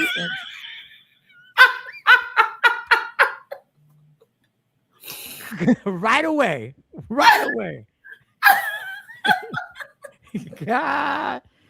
Oh, that's a lot. That's yeah. And I'm not making it up. It's too far-fetched. No, I believe it. I believe 100%. That's the way of the world. I asked her, would she do the podcast? And instead of faking it and going, of course, she goes, let me think about that. Yeah. Let me think about that. And then at the end, I let her go get her hair done. I sat down, got my hair done, and I was done first. So I went over to her. I was like, well, girl, enjoy your weekend. It was nice seeing you, meeting you officially. Would you like to keep in touch? Wasn't that slick? Look at that innocence. Look at the friendly. Look at the inclusiveness. Look at the vulnerability. Would you like to keep in touch? Would you like to keep? That's grown. Would you like to keep in touch? That gives you options. She grown. said sure, and took my number. But then she never texted me. I just looked. She never followed up, so I still don't have her fucking number. But I know where she gets her hair done. Yeah, you gotta take that number down. You gotta be like, give me a number then. I'm gonna pull up every Saturday now. I know where she's at. I'm like, bitch, I didn't even need your fucking number. Now I'm in your face. I'm in your scalp. I'm in your butt paste. I'm in your butt paste with my hair done already. So you know why I'm here. My hair already laid out. What are you here for? Nothing. I'm here to talk to you.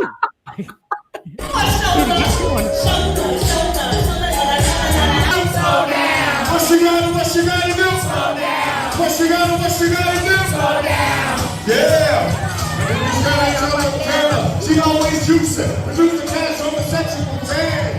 She doesn't make that take like Halloween next week. You ain't paid. You got the flash dollar, the ruler. When you do, she sucks it up like a Uber. Take it on the big take it like that. Make the bag of it. Full with money and it's massive. What I am, this is what I am. What you are is a stunt man. Well, what you are is a stunt man. Ain't your thing is to take all you can from a man and then scram. I was doing something if I gotta do this like getting money, but not be stuck in your record. Taylor, praying for me and yo, we gotta respect them. Dissect them, yo, our word is on regardless. Put my wife that do the pull my strap. Step the fuck up before I push you in your face. Then you're gonna chase blood in your mouth. It's gonna flush out to the ground. You ain't gonna know we don't fuck around. You're gonna think I had juice off new gas. Gonna have to off you with a few flags. To the Jordan, you won't cut that shit no more. Play it to your friends. Did you want some more? I didn't think so. Let's go whip like a faggot in the clip so. I suggest think it like a mess about a piece of wire. Fix your fucking door, then it's time to retire. Cause I get strong blows to the heads of my gold. Jet flows. Give me power to go. Watch out, rock slider, you catch the speed 99. And hell will be your home road. You want the dog. Let me slow you down. That was. Wow, still got the breath control, still killing it. Why am I frozen? Oh, there we go. You're good. No, the breath control is crazy. Still on point. Still on point. Yep. Woo, okay. All right. So how was your weekend? You won. You won. No, you won. No, you won. No. I mean, what you want me to do? Because it's always a competition. It's always a competition. I gotta make stuff up. I had a threesome in France. No, I didn't. Nothing happened. I had a little show, made them laugh, and did more promotions for the comedy show. That was it. I was it. All right. Made some people giggle. Because if you had something to top me, I was prepared to show you this. Oh. You know, the next morning was daylight savings time. Yes. We didn't get out of there until I had to help break down. So I probably didn't get home until 2. So now I lost 2 to 3. and had to be at UMass at 10 a.m. You had to take that drive? I had to drive to UMass, University of Massachusetts, and be there by 10 a.m. I late when that clock, actually the clock didn't go off. My body woke up and I said, can't be, my eyes are on fire. Cannot. So I say, listen to see if the kid is up, getting himself ready. Because if he is, then you just got to hurry up. But if he's not, you got 5 minutes to think of 3 good lies of why we need to sit this one out. Wait, that was after his junior prom too, right? No, that's in April. Oh, that's in April. Okay, that's in April. But go ahead. Yeah, no, I said think of a lie of why it's not so important to go to UMass for junior day that you've been invited to. Yeah. Gotta start bringing racism. I think I heard that university is racist or something. No, kids nowadays, the young kids, they don't believe in that. They don't believe in that. Right. I don't know. Exactly. So I went downstairs to see if I had to fight to get him up. This nigga was walking out the bathroom. Oh, he was ready. He was ready. So then I had to get ready. And then we got on the road. And that's a drive. That's not a that's a drive. That's a fucking, you probably should have planned it better and got a hotel and spent the night. But no, you want to be glowing with Lord Jamar and Monifa ass. You were glowing. So you went up there and you just went to sleep in a car? Or you had to walk him through all he wouldn't even let me. I said, can I register you and you be right. No. And he's like, everybody else has a parent. What if there's a moment where parents are required? Yeah, that's responsible. Don't you hate when your kid's responsible at the wrong time? Yeah, that's responsible. You're like, fuck. Don't you hate when you regret raising them right? Like, damn, why'd I raise you right? No, you're right. Come on to the YouTube channel, y'all. We're at Pink Champs, the show. If you want to hear and see, Mike Sean is here. Everybody's here. The gang's all here except for you. Come on over. YouTube at Pink Champs, the show. We'll see you soon. Mike. Yeah. So we get there and it's an all-day thing. And it's okay because I really like the school. Like, I like the coaches. I like the presentation. We know our football program is fucked up. Mm-hmm. We know we ain't got shit going on. Mm-hmm. It was that energy because I have also gone to schools where coaches don't make eye contact. They're not friendly, but then you see certain kids with them and they be friendly to the kids and make the other kids feel like they know every kid counts. They know every young person there is valuable. So yeah, they're going to give you the one-on-one, they're going to give you that individual treatment. And sometimes maybe you want to be a part of the rebuild. Maybe, maybe you want to be a part of it. And if you like the school. I mean, my thing was, let me see how hard this drive is. You know what I mean? And I told him, pay attention because when we get there, you need to see the neighboring town. You need to look at the people, because these are the people in the town that you're going to be coming in contact with for the next 4 years of your life. Yep. Pay attention. I wish somebody had told me to pay attention to the inbred looking Syracusians that would at one point have me arrested for driving with bald tires. I mean, I'm a college student. I don't have $1,000 for a new set of tires, but if it's not bothering me, I don't know why it's bothering you, but okay. I know I have the right to an attorney. Yeah. Did you put your hands behind you? Sure did for the cuffs. Sure did lock me up for that. But good old Syracuse. That's why I was telling him. Pay attention. Yeah, you got to pay attention because if that's going to be your home. I tell people go to Seton Hall. If you ever go to Seton Hall is a wonderful school, but the surrounding area around Seton Hall, there's a little sketchiness. So shout out to South Orange. So when you get out there, because I took somebody out to Seton Hall and I was like, just be aware, keep your head on a swivel out here. Once you walk off that camp, even when you're on the campus, keep your head on a swivel. But once you walk out that gate, it's giving Temple University. It's giving Temple. Have your hoodie on. Don't look. Yeah, don't have on your quarter zip. No, don't do that. Don't come out here repping the school and Seton Hall sweatshirts and all that stuff. Or stay on campus, whatever one, but be familiar. Right. Just pay attention. So yeah, so that was that. So I was like, I felt, and then the drive back. So I'm good driving up because I got the best of Shalimar playing. I've got Footsteps in the Dark, Wanna Be Living for. I got Isley's. I got everything. So the drive went fast for me, but the drive coming back, he's a different type of driver. And I'm trying to learn to respect his style. But it's gonna take getting used to, but it's okay because we got home in one piece. And he's more aggressive than you. Excuse me? He's more aggressive than you. Pardon you?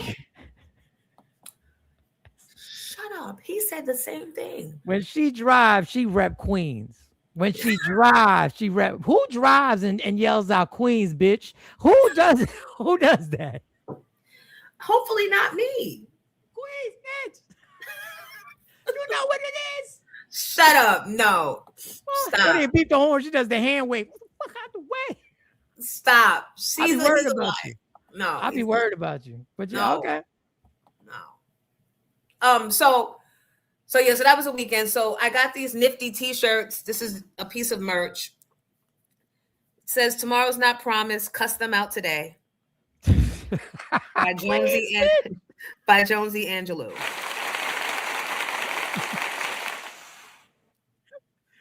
Oh my! That t-shirt lets you know she drives aggressive. That t-shirt cursing you. No, that let you know. That lets you know. So Kim has been kind enough to post the t-shirt list, the prices, because I don't even know how much to charge for this shit. Hey, Jonesy and Mike, in true Giddy get it, Giddy gonna get it reference. I got a surprise for you too. Hold on. Oh, okay. Oh shit! I don't know if I like surprises. Not anymore. Ah, the reunion.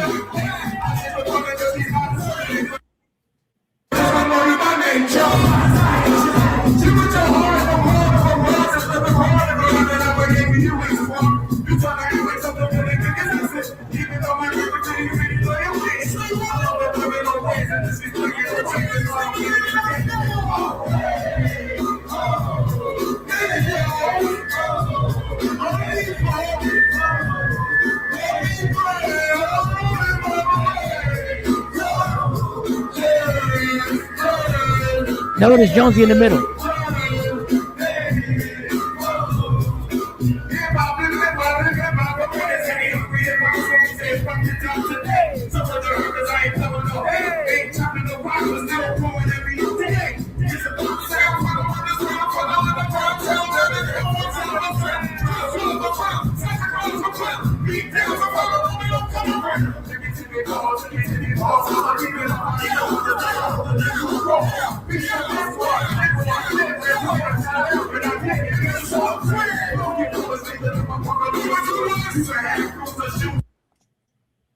Thank you, Giddy. I was in the middle because I had to make sure, and then I'm going over my shoulder to the DJ. Put the next song on. Keep it going. Don't stop. I remember. I have that too, but we're gonna save that for the subscribers. Right. Okay. Yup. Thank you, Giddy. That's when it hit. We went doom da doom doom doom burp, doom da doom doom doom burp, and we were like, oh. That's it. It's up and it's stuck. Oh man! Before you came in, I was talking about Dwight Howard and Royce and how the new girlfriend or the wife is saying that she needs help, and the reason why Dwight Howard is so fucked up and so abusive and so everything is because nobody he was with ever gave him the help he needed, right? So Royce did a video and was like, "What? But when I was saying that, and I was saying it was about the kids, everybody was saying I still wanted him. You were saying I still wanted him. Now you on video crying, talking about, I'm afraid for the kids. Y'all got to help me. Somebody got to help me. And she pulls up a big Ziploc of what looks like cocaine. I don't know. Yeah. But that's what she's trying to make it seem like he's got a bad drug problem and she needs the help. Yeah, I probably wouldn't have shown that cocaine, but you know, she can always say it wasn't cocaine, but I probably wouldn't have just thrown the bag up there and said, this is what's destroying it. I would have just said it and verbalized it and been like, you know, but this is what happens when you're living through social media. Understand, you could have the best intentions. You may be telling the truth, but what you're opening yourself up to is everybody's point of view of what they just saw. And you may be right, but this is a mess. And it's It's gonna stay a mess as long as you keep in front of that telephone. As long as you keep on that cell phone, it's gonna be a mess. And when ICE comes to the door asking, do you want ice with that? Do you want ice with it? Don't say nothing, because you're on camera. Instead of dealing with the issue, you calling out the fucking strangers. And we don't really have sympathy, because how many times did Royce try to tell you, the world tried to tell you who he was? You saw video exchanges between him and the boy. You saw a video of him grabbing his teammates' private parts. And you still was so thirsty to be Dwight Howard's wife and make Royce be the problem. Now here you are. So then I said, how many times have we gotten with somebody and told them horror stories about our exes? And our exes have created a hate for our exes just based on what we told them. Of course, because you're supposed to pick a team. But that's what I tell people. When you hear somebody give you a conversation about their ex, try and be unbiased and listen, and just listen. Just listen. Because there's always two sides to a story. There's always two sides to a story. And now that we're grown, you know what the third side could possibly be, right? Yeah. Because especially if you look at the ex and you see that the ex might look put together and might have their shit together and have their house or whatever. And, you know, it makes me wonder, would a woman with, say you got 3 kids or 4 kids or even 2 kids, what would make a woman? Because you know how we are. We like to have the whole marriage to make us look like we're, you know, an honorable woman. What woman will walk away from that situation, especially when you see her still getting her kids off to school and continuing with the routine without him? That should put some thought in your mind that, nah, that nigga put her through some shit. Yeah, and I guess she kind of admitted it. She said nobody gave him the help that he needed, which means you know he needed help. So you should kind of feel some type of empathy that sometimes anybody in addiction, that's a hard life to live with somebody. Trust me, that's a hard life to stand by somebody for years and try and fight through that. So you should have a little empathy that, yeah, maybe you're built now, maybe you're in a different situation to help, but you wasn't there when they were younger and didn't nobody know how to handle this. Nobody knew which way to go or what to do. They were experiencing that for the first time. His superstardom, her being a part of it, him being untouchable, him being one of the faces of the NBA. So that's a lot. And you're on the job training, because there's no blueprint. There's no blueprint for that. What you gonna do? So for me, that's why I said that's why I don't fuck with none of my exes no more. If you're not good enough or it wasn't enough to stay in my life, then. But then I said, except for, there were some exceptions, and then somebody said, "What about Dougie?" I'll wait. What? That's I'll different. wait. That's different. As a matter of fact, I spoke to him this weekend. I sent him some new music I worked on. Okay. That's different. Right. Like that's beyond a relationship. And it probably was a relationship that should not have happened, because we're better as friends and as co-parents. Right. We're better as that. So, but that's different. What? Because I slid in co-parents? Mm-hmm. What? Yep. So moving on. We're not gonna play this. Speaking of co-parents, so when Tretch came out of the curtain, I had to go and see who was behind that fucking curtain, because I couldn't believe my eyes. And I'm like, what? His new wife, not new anymore, but his wife was there. Mm-hmm. And then we were talking, and then I discovered that his daughter, Egypt, was having her first boxing match over the weekend. Yeah, that was tough. It didn't necessarily. Like some bruising on the arm, so James, she just clubbed. You're not gonna be here. It's Jones from Jake Jones in her Misfits debut. Incredible. On the button, I just said it. She went from the straight left hand to the hook, around with the backhand, and it flipped Egypt on. It's like some bruising on the arm, so James, she just clubbed. The bruising on the arm of the Olympic gold medalist that knocked Egypt out was nothing to the bruising on that chin. I understand why they did the fight. I get kind of, I feel bad. Why? Because Tretch said her thirsty husband put her up to it, and she should have never. And Karma's a bitch, but he spelled it with a C, so we started laughing instead of saying that's a fact. Go ahead. He spelled Karma with a C. If she wasn't really, if this is not a career choice, if this is not a career choice that she's really pursuing, and she just wanted the bag, it's a hard way to get the bag. I don't know how much she got paid for the bag, but if it's not if this is not what she's trying to do, and if the thirsty husband put her up to it, I didn't know about that part. I didn't know. That's what the comment. I'm gonna read it to you. That's what the freaking comment said. He left the comment, and it said.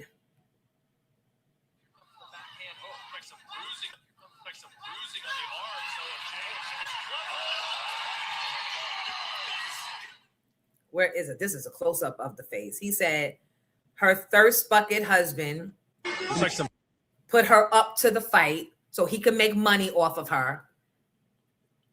And we tried to tell her that this wasn't a good look for her. And somebody in the comments said this should never have been her first fight because that woman is an Olympic gold medalist.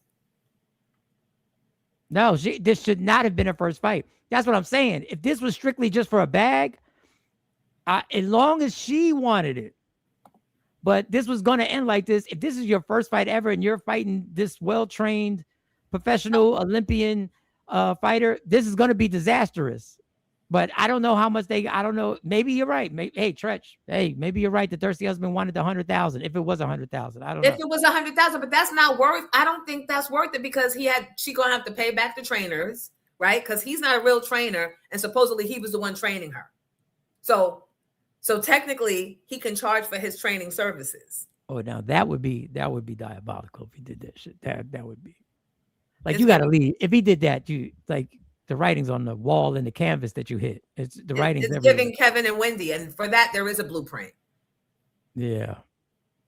And he said Karma's gonna get him, but he spelled it with a C. So I don't know if Karma's gonna respond or not because you ain't spelled my name right. So I don't know how that works in the real world. I don't know. Hello, Karma? Huh? No, that was my bad. No, I really thought it was with a C. The other Karma. The other Karma. Hold on, there's the other Karma on the line. Oh, yeah. Yeah. Sometimes you're in your emotion, you're just texting and you're putting in comments and you just yeah. That's what that was.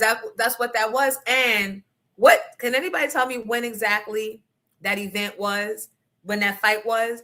Because if it was Saturday night, he was with me. So he found out like the rest of us in real time. Was that fight Saturday? Thank you, Hummingbird. Go ahead, Hummingbird. That's a big cash app. A big super chat. Thank you.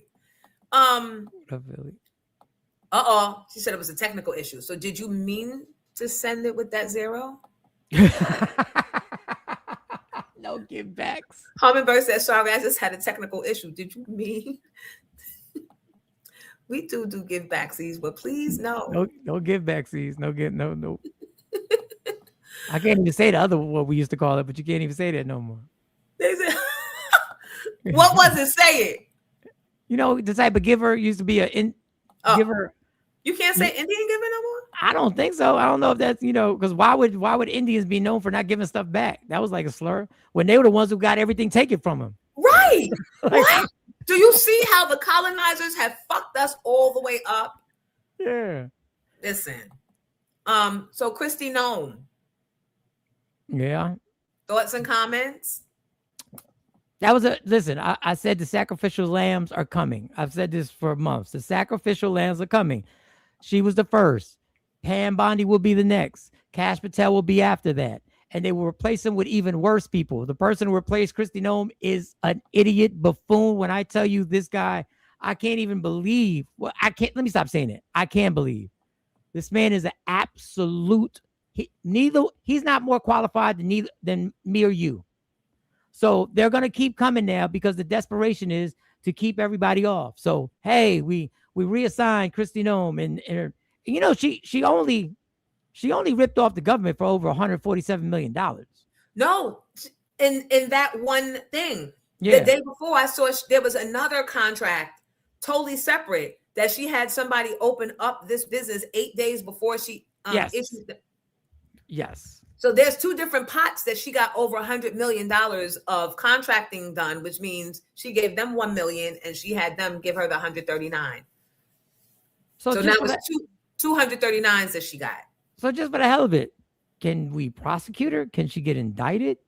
Because Trump ain't going. He can't do the little get her off the out of jail until after the trial. So can somebody now say, okay, can we press charges for what she's done? She doesn't have immunity. Go get her. And then let's see if she stands by her man or she snitches. It's just like a mafia movie. You're caught. And there's trouble supposedly in her marriage now because they showed that man, I forget, her cohort, who when she left her blanket at the last place they were on the private jet, that by the way has a whole big bed in it. Yeah, that she claimed not to recognize during the hearings. Do you recognize this? Looks like you're showing me a private. You know the bedroom. You know the bed. You know the bed. You know the butt paste. You know the butt paste. The literal one. You got directly.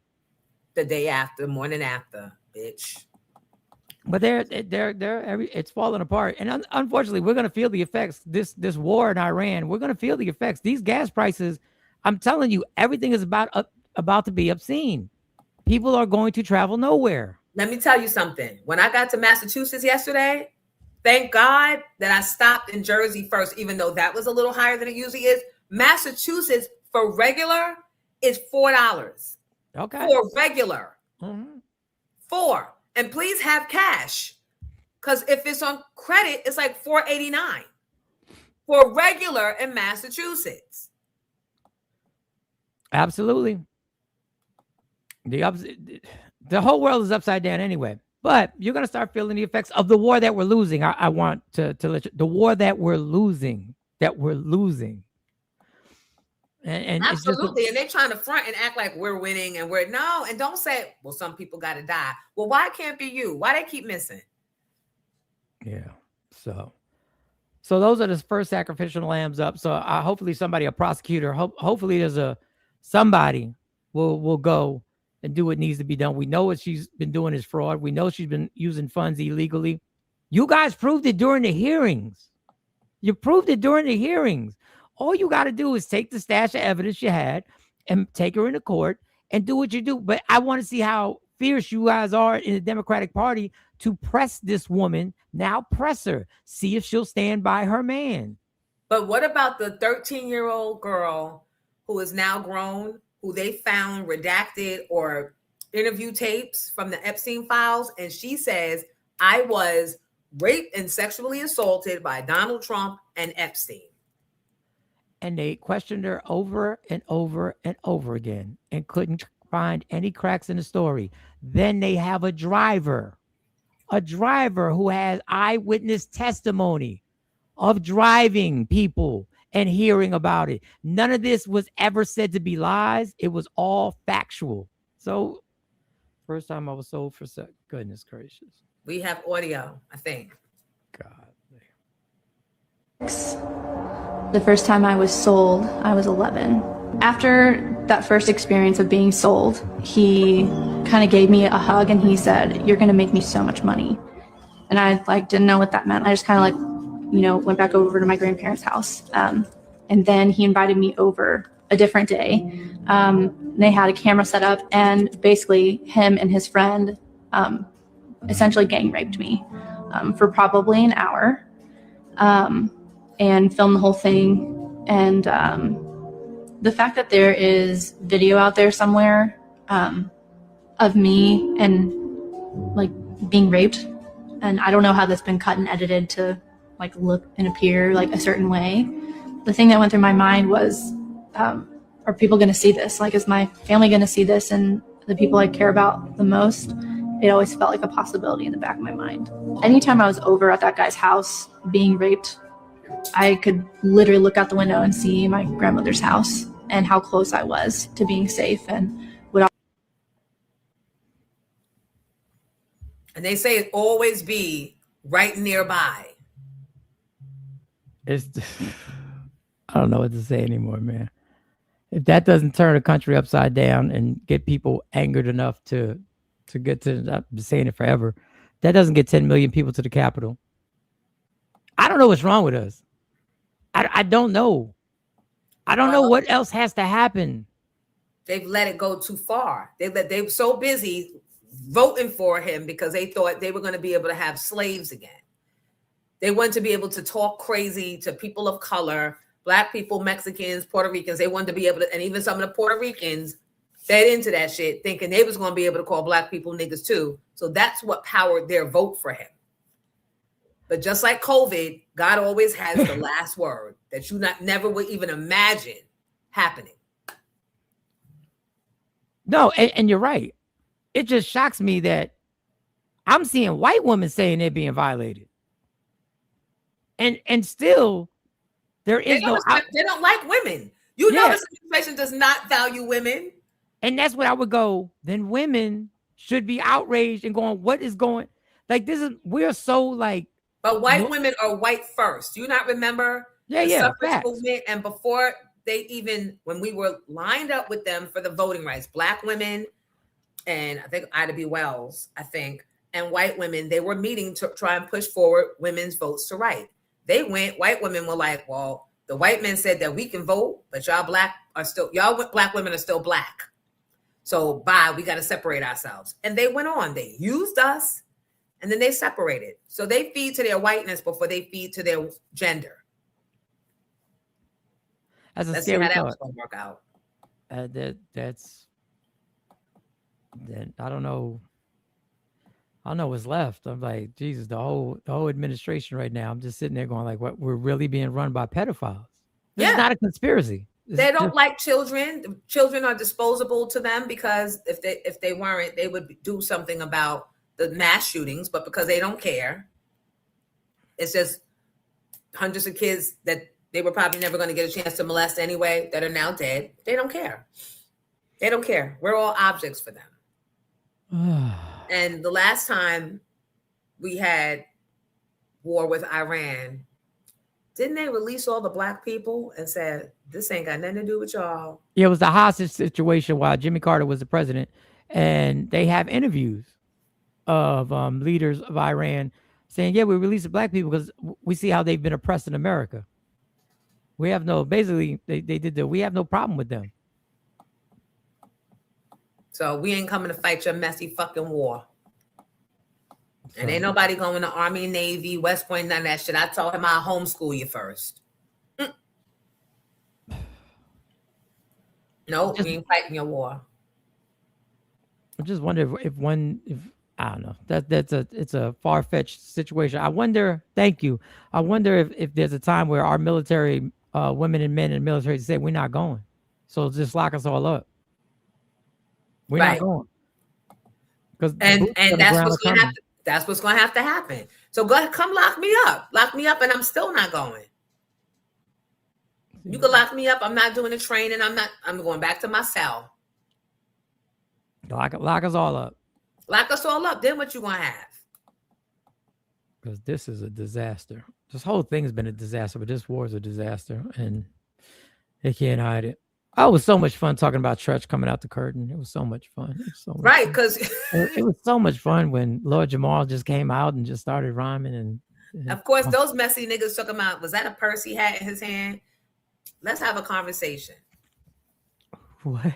Because he had a little square box, masculine Lord Jamar. Oh, okay. In his hand. It was nice leather, square. It was tight leather, not a soft clutch. Right. And people are saying, was that a, it was. And so where else are men supposed to carry their things? Because everything don't fit in your pockets. Mike, show us all your man purse. Yeah. Giddy, show us your man clutch. I haven't had one since high school. I had one in high school. Oh, you was ahead of the game. You was a pioneer. If you had one in high school. Yep, I had a little Louis in high school. Oh, you had a Louis? Oh, look at you. Giddy was trying to stun on you. My man Tyrone had the Gucci. And his wife is so she's so what do I want to say? And I'm gonna say label, but she's always in something designer that I'm sure his man thing was some designer that just didn't have logos. It was probably a very fine Italian leather designer clutch. But what are men, I'm asking, what are men that have things that won't fit in their pocket supposed to wear when they're going to be out? Because manly men aren't supposed to have a whole bunch of stuff. You got your wallet and your keys. That's what you got. And what else, ever else, you're supposed to leave in the car. You're supposed to leave. But what if you got your lip chap? First of all, stop playing me with the lip chap. Stop. I'm not walking around with the lip. I'm not. You need to, or else you Malik Yoba all over again. All right, so the chap can go in one pocket, and Malik Yoba probably does have a clutch. Anyway, but the chap. Sorry, Malik. What about if you have your phone? It's in my hand. No. What if you have your phone, your wallet? Nope. Your phone, your wallet, your keys, your Black and Miles. I don't have a problem with the clutch. Your floss, because again. Okay. All right. A man has, okay. I don't have a problem with the clutch. Tissues and maybe your medication and some condoms, maybe. I don't know. Yeah. What are you supposed to put it in? I'm asking because you guys, we can't win. I'm looking at the comments and I'm like, I don't even know what to do. I'm not fashionable. I don't have the thing around this thing right here where they rocking and you see a man push the bag to the back and all. It just gives me, listen, I was born in 1971. I'm sorry. Like if my dad saw me do that, he's like, what are you doing? Like, what are you doing? Why you got a pocketbook on? No, it's not a pocketbook. It's not a pocketbook. But we have to educate the elders. Nah, some things I think we blurred the line. I think fashion helped us blur the line, and putting a high value label on it helped it feel better to blur the line. You know how much this purse is? This clutch. You know how much this is? I don't know. I don't know. Gum, right? Gum. They said at this point, bring a suitcase. Did you see last week Malik Yoba's conversation about being attracted to trans? Did you see it? Yeah, I saw it. Then he got touchy. And he stormed off. But the reporter said twice, I told you I was going to ask you these questions. But what do we do with that information? Like, do we say, oh, wow, that explains that night at the Soul Cafe? Oh, wow, that explains that day we were hanging out in his trailer on the set of New York Undercover. Or, oh, wow, it makes sense why he never had, like, do we say that? Or what does he want us to say? What does he want us to do with this information? I don't know. I don't know what he wants to do. I don't understand that trans, because he's attracted to trans women, right? Am I getting that right? Well, he's attracted to women, to men that's acting like women. So why not just go a step further and just go to the women? Like but I don't get it. Why don't you just, if you're attracted to a man who looks like a woman, why wouldn't you just go? Listen, I'm asking. This is ignorant. I'm sorry. I'm just asking. If the real reason is that you're attracted that she looks like a woman, why wouldn't you want the whole package of the woman? What is it about? So are you telling me you're attracted to guys first, and then it really turns you on when a guy dresses like a woman? And if that's the case, you should have just put your bid in for Remy. Bye. Goodbye. No, because that was fucking just mean. Who says, why would I, what the fuck is wrong with me? Have been attracted to transgender women, and I've struggled with that. And I've tried to figure out what does that mean, and why. And I'm 52 years old. This started when I was a teenager. A trans woman by the name of Mariah Lopez Ebony wrote a Facebook post in which she accused you of soliciting sex from her as a minor at ages 13 and 16 years old. So what do you say to that allegation? I say that,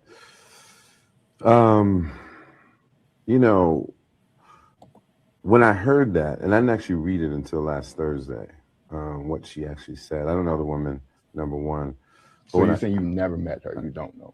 That's exactly what I'm saying. I don't know her. I have no idea who she is. That's a very loaded question for you to ask me that, and we discussed that before. And I actually told you that I would ask you that question. And so I asked that question. And it's not a loaded question. I told you I was going to tell you up front that I did tell you about it. And we both agreed to it. Yeah, I told you that. What do you say to trans? So now it is a loaded question. So I don't agree with the reporter. The reporter knows it's a loaded question. That's why he's asking it. Pause, super pause. But if y'all discussed it, how do you say, yeah, we discussed this before? And the guy goes, yeah, we discussed me asking you the question. So when you built to answer the question before, and then you thought it was a bad idea, and if that's the case, I guess the only way out is to get mad and to storm out. I don't get it. Right. Except that this whole thing is a lot of deception, and it's a lot of secrets, and it's a lot of staging of prepared answers. But again, who asked you? Do you have a new movie coming out? Like, I don't understand. Like, we don't care at this point. Your family has a huge real estate business in Manhattan. You told me yourself is thriving. I don't understand. That's why I said some things are left unsaid. But then I saw it was about the age, the underage of it all. And that's a whole different can of worms that I don't even know. I don't know. Yeah, I'll open a can of, let me just open a can of worms. The thing that we won't admit, what we will not admit, forget Malik, and I'm not saying what he did right, wrong, or whatever. What we won't go back and say is that our generation had some sick shit going on.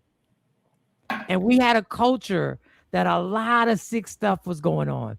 I went to a high school that I know for a fact most sophomores lost their girlfriends to dudes in Maximus who were 23 years old picking up girls who were sophomores. Like, that was a culture that we said was cool.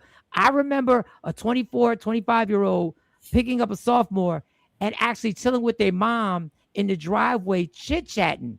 So she knew how old he was. So what we like to do is pinpoint the people who took part in a society that we okayed.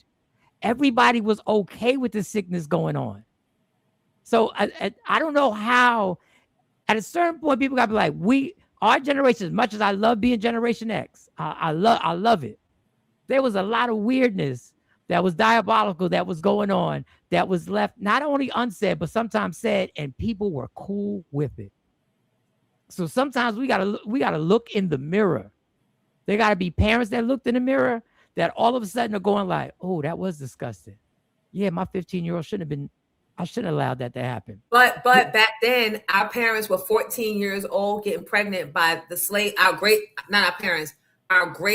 grandparents were 14 getting knocked up by their slave owners. Yeah. Having 6 and 7 kids by their slave owners.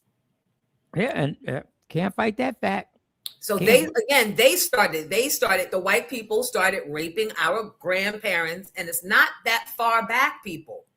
They were raping them at 14 and then telling them, you gonna marry this slave, right? Mm-hmm. And he's maybe only 15, 16. He might have been 24. We don't know. But it was broken. We were broken before we even had a chance. Then it went on. It just continued. My mother met my stepfather when she was 24. He was 10 years older, 34. But that, when you're in your 20s, is different. Mm-hmm.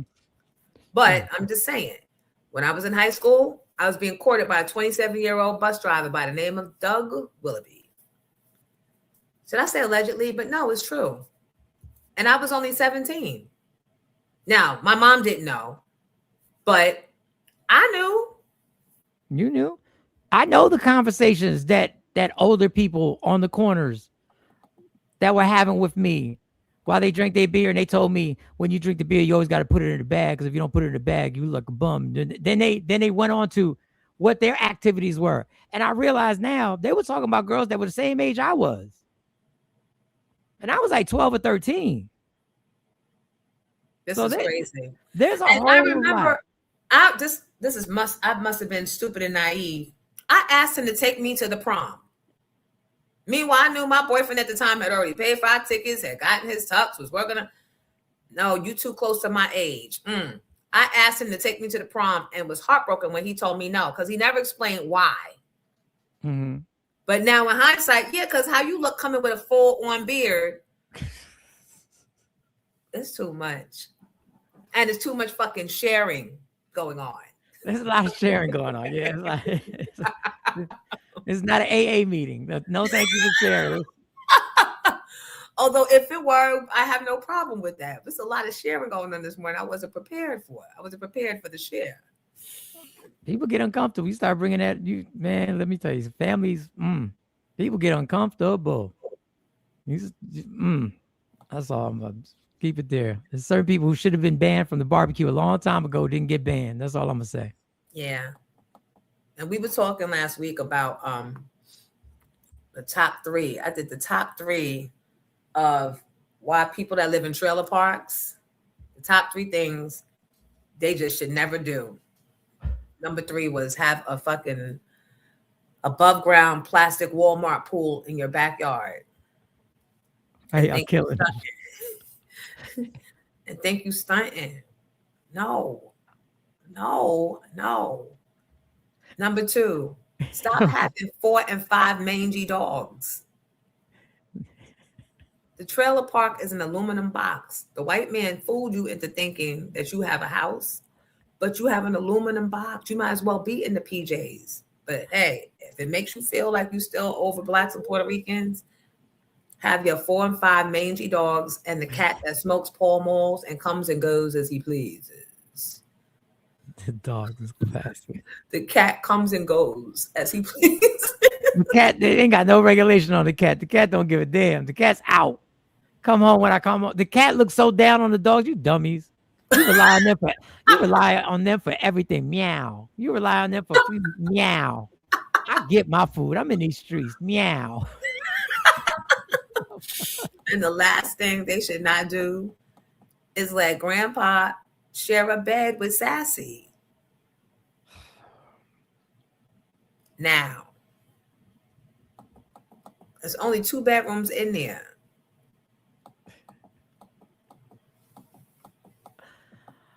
Yeah, and don't get me started on the Catholic Church.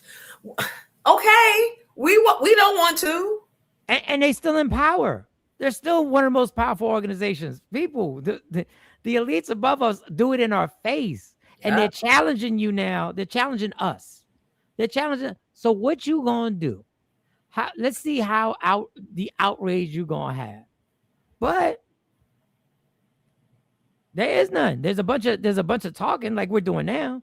Yeah, and then some people get paid back pay for being now in their 40s and 50s and haven't been molested. But when you have a problem, especially in these Catholic schools, right? You go to them and they do an on-site investigative report and they decide whether or not it's actually an incident. So if you're accusing me of doing something and I'm the only one that gets to decide whether or not you have a case, why would I ever say yes? This is why now I'm suing Bergen fucking Catholic. And I don't care what Chase says. He's like, no, leave it alone. No, you don't get to tell me that your coach traumatizing my son and always having something slick to say every fucking day, threatening to take his crutches and beat his ass with them. You don't get to do that. And you better be glad I didn't know when you did it, because I'd have been up there beating your son's ass with the other fucking crutch, because he works up there too. I'd have been fucking him up physically. But you don't get to say, oh, we did the investigation and we found nothing. I said, so you asked the students? Yeah, we asked the students. I said, really? Because I have recordings of the students saying specifically that this coach did this to Jay and this. I said, never mind. We'll let the judge decide. We'll just let the judge decide. He said, Catholic school, we're not governed. There's no governance. We are. This is what he said. We determine. I said, maybe in your small little Catholic school world, but I can always file charges and take you to the state. That's where they don't think that people will take it that fucking far. And this is very important because tomorrow decision day comes out where everybody finds out in Jersey if you got into the Petty School, Bergen Catholic, the Lawrenceville School, Pennington School, St. Joe's, all these fancy schmancy schools, and you might be dodging a fucking bullet if you didn't get in. Absolutely. And Absolutely. they never count on a bitch like me coming through them doors. And they know that they have a majority of people who are overwhelmed with their, not that you are overwhelmed, and you have that push that most people that I know don't have. You have a drive that when you target something that it's on, then it's all the way on. But they count on people being overwhelmed just trying to make ends meet. And they count on people being overwhelmed and they count on people not having knowledge or resources to make things like this happen. So when they get somebody like you who has the resources and has a way of thinking like, nah, I've beat these odds before. I'm not scared of odds. So, but the majority of people, but they're so cocky that they don't even do research on the parents, on the families of the kids that they're letting in. They think that you're just so happy to get in, or your son is going to help our football team, or whatever that school's thing is, right? They never think that it could come from this. And typically it wouldn't, because most of the time we like, whatever, we just shake it off. I don't want to raise shake offers. He literally told me, he said, well, we did our investigation and there's no one higher than us okay. There's no one higher than us. That's what he said. There's no one higher than us. And I said, I went to my friends. They were like, no, you can go to state court. Like, take them to state court and let's see. I said, I got all the recordings from the teammates, days and coaches' names. And I said, I don't know why they would want to even fuck with somebody that's in media. Bergen Catholic High School. Why would you want to fuck with somebody that's in media?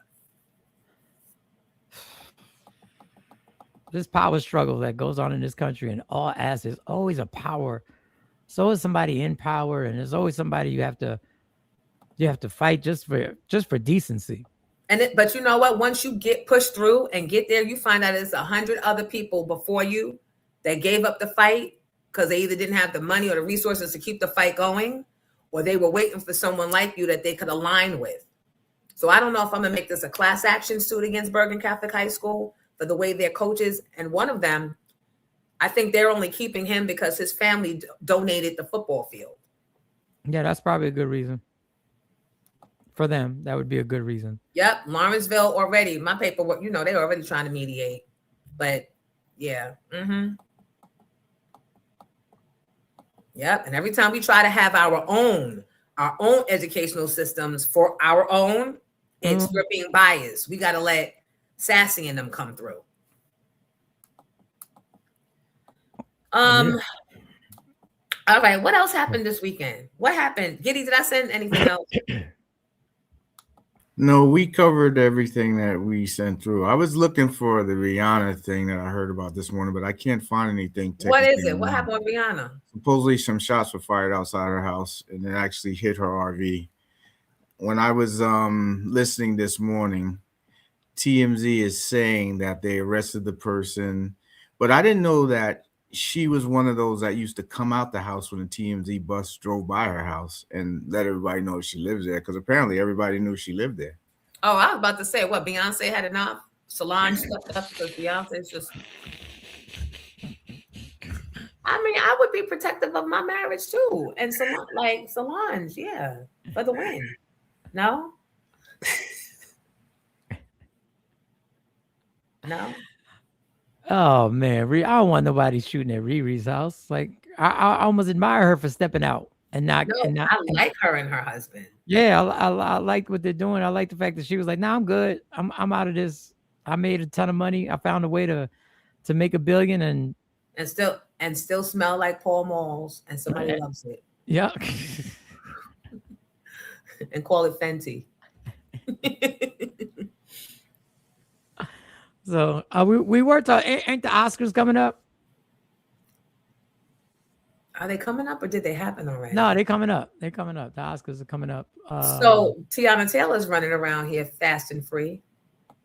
Yeah, Tiana. She's leveled up. She's crossed over. She's at that place. You could tell, right?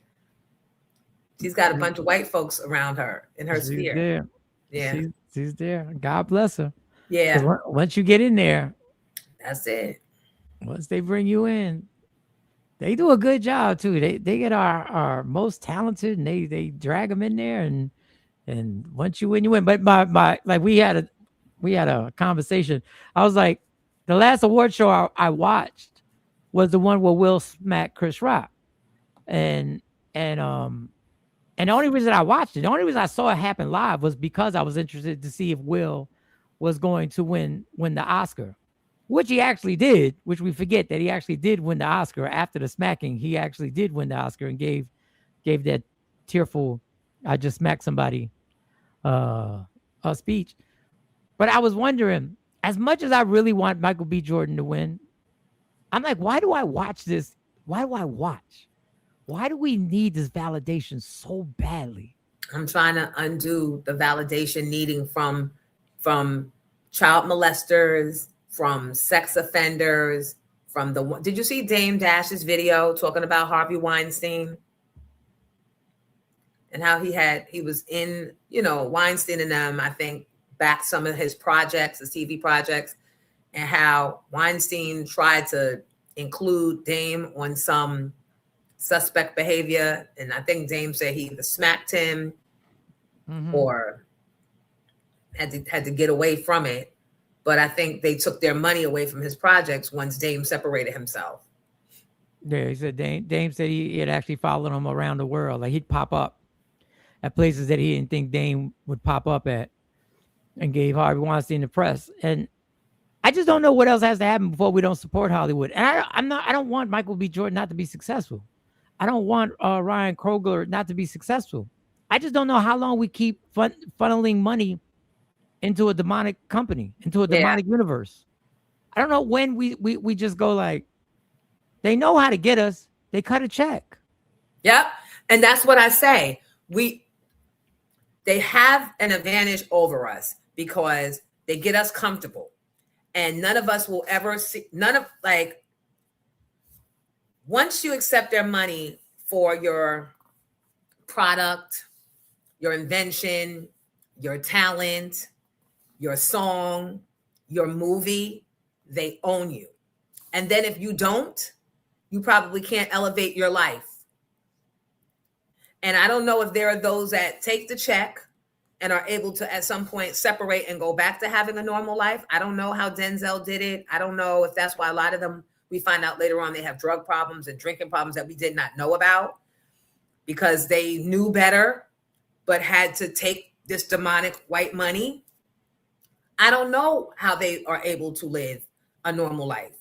I don't know, but I know that that's how they keep us keeping their secrets. And I will tell you this, even in as regular day-to-day as we're firing you and we know that you didn't do anything wrong and we know that you know where all the bodies are buried around this bitch, but if you want us to give you a few more checks, you better not say nothing or we're going to leave you ass out and you could very well with your check-to-check living ass be homeless. So but the choice is yours. That's how they get us. That's how and then if you later on come out, then they try to ruin you. You've got to be willing to file bankruptcy or just bankrupt your life in order to tell the truth, and telling the truth prevents other people from finding them out. So this is why they pay you the pennies to not say anything. And then years later, you find out, I find out, she finds out, all the 90s girl found out that they purposely kept us pitted against each other. Right? Hating each other and not communicating with each other. Because if we did, we'd know that we're all being scumbagged. We're all being maybe touched. We're all being, but they make us think, oh, she's just jealous. She's jealous because your record charted higher than hers. Or she's just jealous because you're on the radio and she's still trying to get her record label to pay her attention. That's what they fed us. And that's how they stay in power. They threaten that if we tell what we saw, they're going to ruin us, destroy us, and jump in if I'm wrong. No, I say they get us from every angle. They get us from every angle, but it's kind of directly in your face now where everybody's compromised. Everybody gets compromised. You can't become famous in this world without being compromised. That is just it. You can't. You can't be in that world and be uplifted as this superstar and not get compromised. And I'm saying everybody. And everybody walks around with their, like you said, with their secrets, but they dangle it, and it's like nobody has an escape route because it's so intoxicating. There's no drug like being famous. Right. There's no drug like having that celebrity. You are being worshipped. You are being, every time I'm at a concert, I remember being at a concert, I'm like, how do we expect these people to act normal when 20,000 people they see a night are on their beck and call? How do they walk out and just like, well, act normal? You change. How can I not? I just got worshipped for 2 hours. Yep. Like if I tell these people to take their clothes off, they'll take their clothes off. But I don't know. When I look at the Oscars and all that, I said, wow, this is, how do you, and there's a way too, there's a choice you have to make, but none of these choices are easy. And I'm not saying I've made them all the time. But if somebody offers you the money, do you look at it and do you research it? Do you say, do I want, if somebody tries to cut you $100 million check, but you know that organization has been linked to sex trafficking, you got a hard decision. No, not really, because you say, that shit ain't touching me, and I got bills to pay, and I'm going to have so much money that I can start a new life for myself and not even have to think about that. We always have that mentality of, I gotta do what I gotta do. I gotta do what I gotta do for my family. Yeah. But what you don't understand is that everything you done sold includes your family too, because everybody can get it. Everybody gets it under this. So how do you avoid it? How do you like get around that? Or that's why we're not saying anything. We're not saying anything. We're not stopping all this shit that we see in the government happening because it's the Dems as much as it's the Republicans. Mm-hmm. You gotta ask yourself, is it worth it? Like, what are you willing to give up? And then it explains. It kind of explains why Mary always looks so unhappy. Maybe. Yeah, I mean, that's a example of what you have to go through because they're gonna feed you your vice. They know how to get you. They're gonna feed you your vice. Whatever your vice is, they're gonna feed it to you. You may have multiple ones, and they're gonna feed it to you, and they're gonna give it to you on demand. And when you take part of it, they're gonna keep the evidence. Right. When you take part of your vice, they have the evidence. They're gonna give it to you. They're gonna party with you. They're gonna do it with you. And then when it's time, when you say I've had enough, and I'm ratting everybody out. Cool, you can rat everybody out because we're gonna rat you out. Because remember, the Church of Scientology, they make us write everything down. They keep us supported. They keep, like, what they do is, because it's a big organization, the money that you make, that you start making, doing this bar mitzvah, that bar mitzvah, it's them telling Tom Cruise, hire Dougie Fresh to come do your bar mitzvah, right? But meanwhile, me and Dougie going in there every week to our classes, and in those books, we're supposed to be writing down our deepest, darkest thoughts that week, right? And then they take the booklets and they take them from us. So you take a celebrity's deepest, darkest secrets and file it away, right? And we don't think to say, where's it going? Why are you filing? And then we're distracted because, oh, now suddenly Tom Cruise knows who I am and he wants me to do his son's bar mitzvah. Same thing with Isaac Hayes. Isaac had gotten in a lot of IRS trouble and owed the government a lot of money. This is before South Park. He had not been able to work. He hadn't been able to get a new song out. He was broke, allegedly. And then Scientology got him South Park, got him hostings, got him radio, got him all that stuff again. But guess what? They got all of Isaac's journals and secrets and stashed away, which is why they stay true to that Scientology secrets. It's wow, that's crazy. Yep. And I know that for a fact, again, because I was a Scientologist. Golly. Yeah. I'm not writing my darkest secrets that happened. Yeah. But when you, like, who's thinking? This was back in 1990, what? 1998, 1997? Oh, yeah. They get you when you're young. They get you when you think you're a part of something good. You think that this is a benefit to you. You think that you're sharing these things in order to work through these things, in order, right, in order to get some help and then Well, what made me stop is you're not going to charge me to keep telling you my business.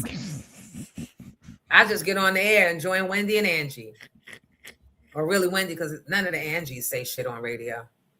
Neither one of them. They don't talk about shit. But anyway, yeah. So yeah.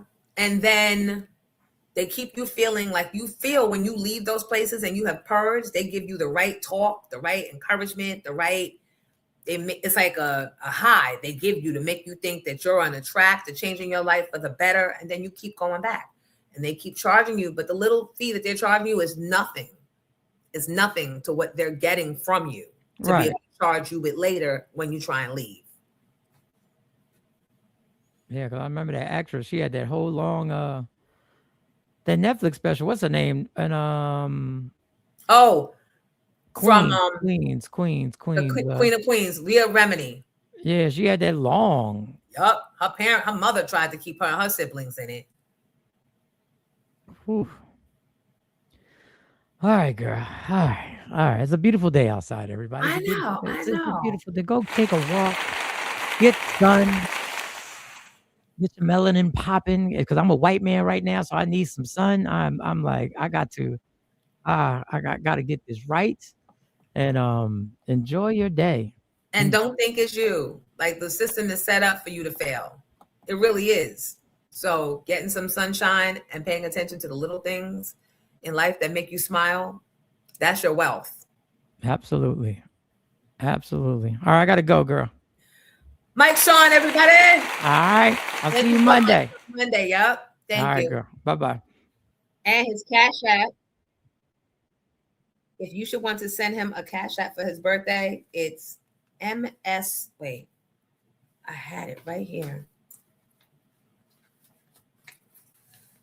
It's $M Sean, SHAWN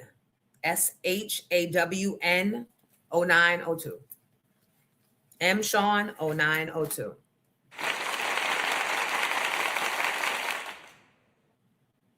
So, question. I'm thinking of changing my comedy night in Harlem to being like comedy bingo. Would you guys come? You got 5 minutes to tell me, and the majority wins. Because what's happening is the comedians, they're doing local stuff, right? And then my stuff comes up the next few days, and you guys are like, we just saw him here on Sunday, or we just saw him here last week. And that's not fair. But if we do comedian bingo, right? You still get the food, you still get the music, and you get some prizes, right? Yes? Okay. Eat 'em Up says yes. I'm there. Philly Chica says yes. Ansi says yes. It would be, the first one would be the 19th of March. But wait, why do I feel like, yeah. And I have something after that. March 19th be the first one. Kim, yes. Okay. Disco Nika, yes. Rep and Mag. Pop culture bingo. No, it's going to be comedian bingo. Comedy bingo. Okay. Erica said yes.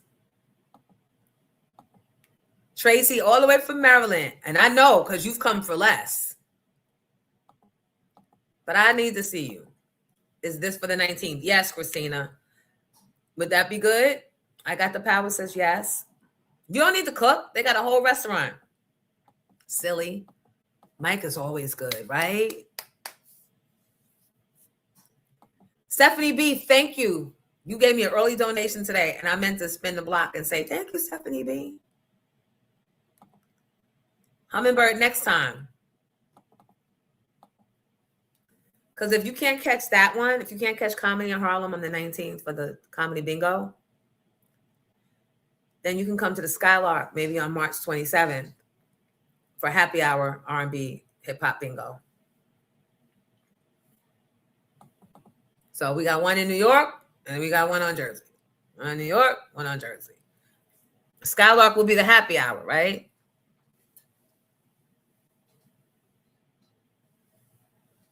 Grayson said he would go. Okay, good. All right. Got the power. Go ahead and make that money. Make that guap. As we wrap up, Giddy, you want to run through the glow party video once more for the people that came in late that didn't see the turnout? The performances, or you want which one you want? Whatever you think. I guess we can get in the performances again to see you doing your thing.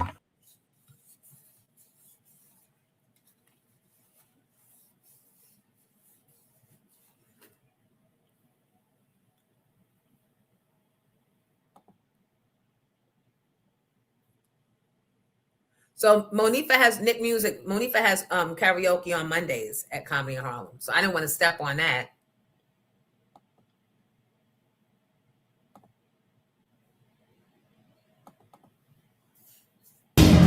Real smooth.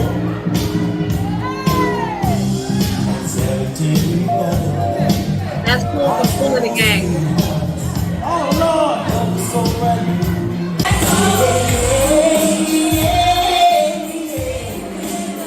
That sounds good.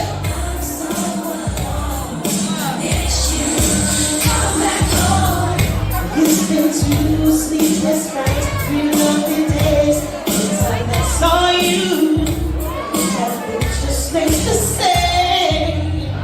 Whatever happened to the promise that we made? It's you.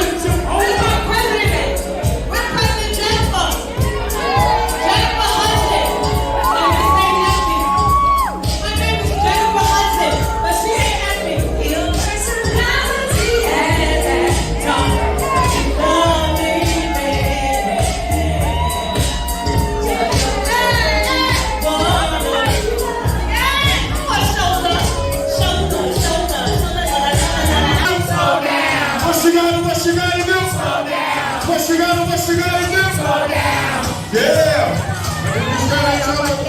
She always juicing. Juicing cash on the section from tan. She loves that tape like Halloween and treat you ain't paid. Shit, you got the flash dollar, the ruler. When you do, she sucks it up like a Hoover. Take it on the big to get the lights out, make the back with it. Full with money, and it's massive. What I am, this is what I am. What you are is a stunt man. Well, what you are is a stunt man. You're on the hunt. Ain't your thing is to take all you can from a man and then scram. I was in the fucking if I gotta do the fucking money when I keep stuck in your record. Taylor, grand and we in yo, we gotta respect them. Dissect them, yo, our word is on regardless. Who a wife that do the boom and strap? Step the fuck up before I punch you in your face. Base. Then you're gonna chase blood in your mouth. It's gonna flush out to the ground. You ain't gonna know we don't fuck around. If you think I have juice off new gas, gonna have to off you with a few cracks. To the Jordan, you won't pop that shit no more. Play it to your friends. Did you want some more? I didn't think so. Just got whipped like a faggot in the clip so. I suggest take it like a mess upon a piece of wire. Get your fucking dog, it's time to retire. No, cause I get strong blows to the heads of my gold. Jet flows, give me power to go. Watch out, Ross Clyde, you catch the speed, not he not. And hell will be your home road, you want the dog. Let me slow your dog.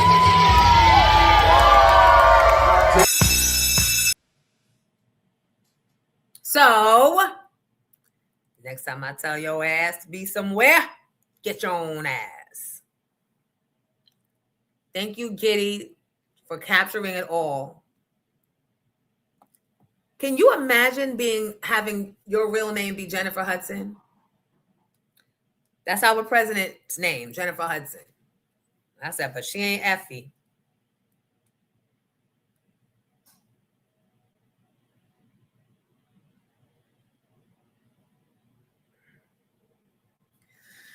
She ain't Effie. Oh, Sister Bell. Now you mean to tell me that there's another woman traipsing around these parts with the same name as me, but she don't have a talk show, and she don't have Curtis kicking her out of a group, and nor do she have a spirit tunnel? She's Jack and Jill. Well, I think we need to sing. And there's nothing better. Jennifer Hudson. But not Effie. And I don't know. Let me finish putting up, y'all. It was a great time. Thank you to those that came out Friday, Joey C. Saturday, Elaine and Grayson and Giddy. Of course, you came to both. But it's not too late to support the show. We'll be at Comedy in Harlem doing hip-hop, R&B bingo. 8 o'clock. 8 o'clock. And you want Cash at me for your tickets now. And actually, how much did I charge? 30, I think. 30 for the tickets.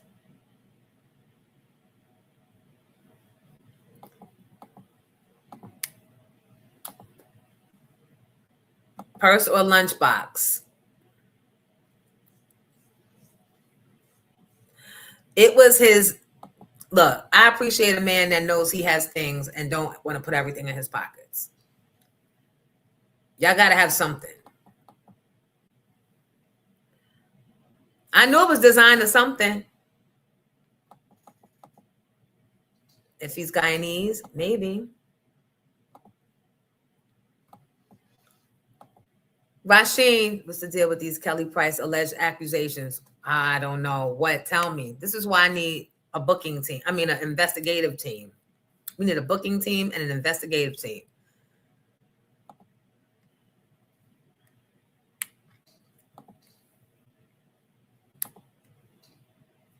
They sell them clutch bags at the hair store and Rainbow too. Please hang up them Coke bottle glasses. It ages you crazy. Well, I can't see.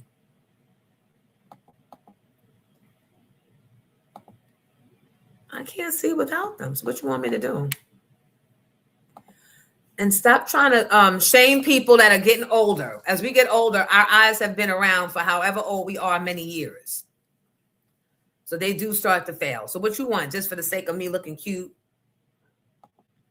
be blind and can't see nothing, and then we just sitting here like this?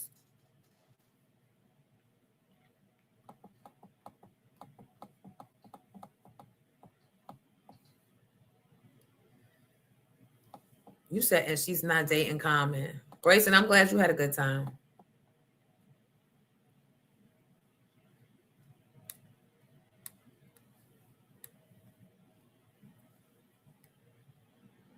Hi, Hilton. Kelly Price is always up to something. The tickets, I think, are $30. I can't get contacts. I can't get contacts for my prescription. Do y'all really think that y'all are like gonna sit here and analyze what Jonesy should or should not be wearing on her eyes, or the things that maybe Jonesy, as experimental as she is, has not already inquired about to help her eyes? Like, do y'all really think that I'm that girl, that I need your fucking help?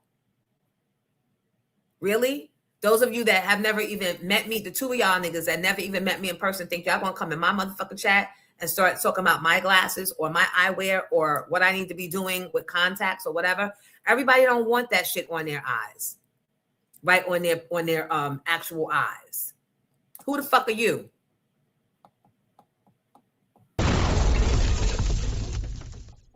And Poontang, I'm about to get on you because you was already dancing a little too close to the line last week, and I gave you a pass. If you don't like the glasses, then you don't like the show. Do I need to show you to the door and block you permanently? Don't get quiet now, bitch. I want to tell somebody, oh, get this. So if it's bothering you that much, leave and never come back. Trust me, I won't miss you. We already over time and still got 165 people in here. No, because what you're not going to do, first of all, I don't take the opinions of people that I don't respect. And because I've never met y'all, I don't know to respect you, right? Right now, you're just names in the chat agreeing with me, laughing at my shenanigans. That's it. Why would I take advice from people that I don't fucking know? I don't even know how you live. You could be over there with a damn a line of Coke right now, watching the show, beating your kids and not feeding them. Right? So stop thinking because I talk like this and I'm here every day. Stop letting the proximity get you embarrassed because you're trying to talk like we know each other, like you could ever give me advice on anything. My life is leveled up way beyond yours ever could be. Know how I know? You're here from 8 to 11. And I'm here. So stop. Pick your motherfucking poison, not fights with me. You will never win. Ever. Ever. And I'm not trying to be tough, but you're doing too fucking much. Again, you don't like it, leave. You will not be missed. Pumaron.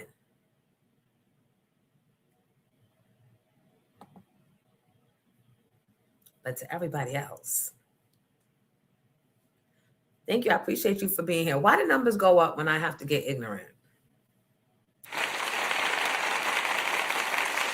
And that was without cut water. All I've been drinking is water, ice water.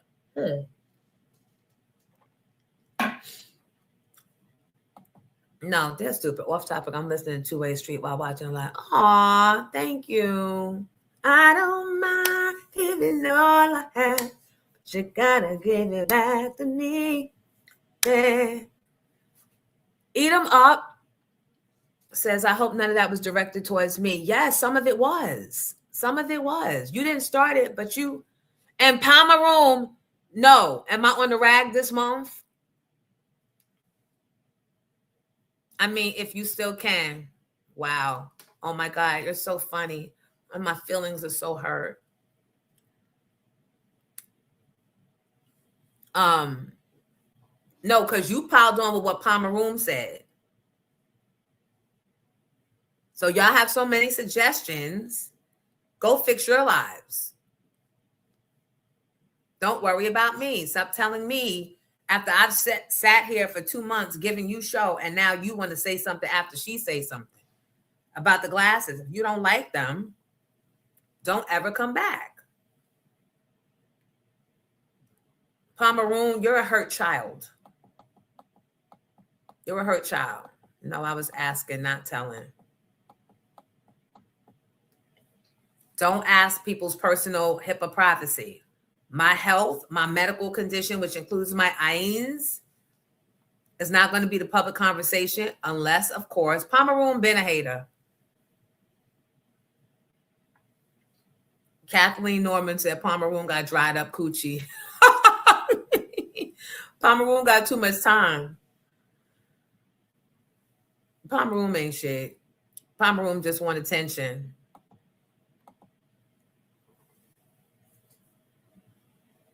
And get them up piling on, but get contacts. Why?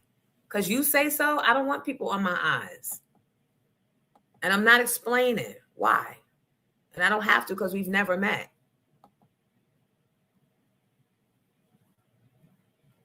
And you don't have to apologize. Not that you offer. You don't have to apologize. I'm just going to block you forever.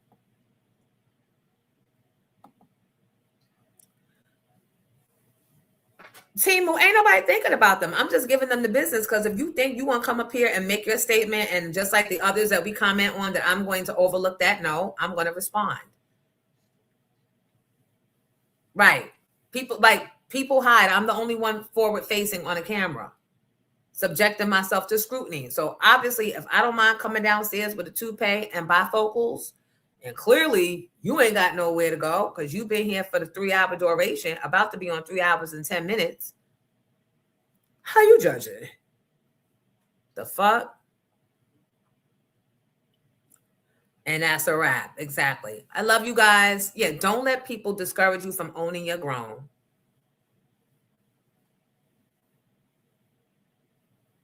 I've learned that the mean comments don't mean shit. No, because that'd be the same person to come up and go at a party, you still mad at me? I was the one that, you know how many times I get that? And I'm not mad. I'm just putting you in your place. I'm creating a boundary, but you outside of that motherfucker, don't cross it again.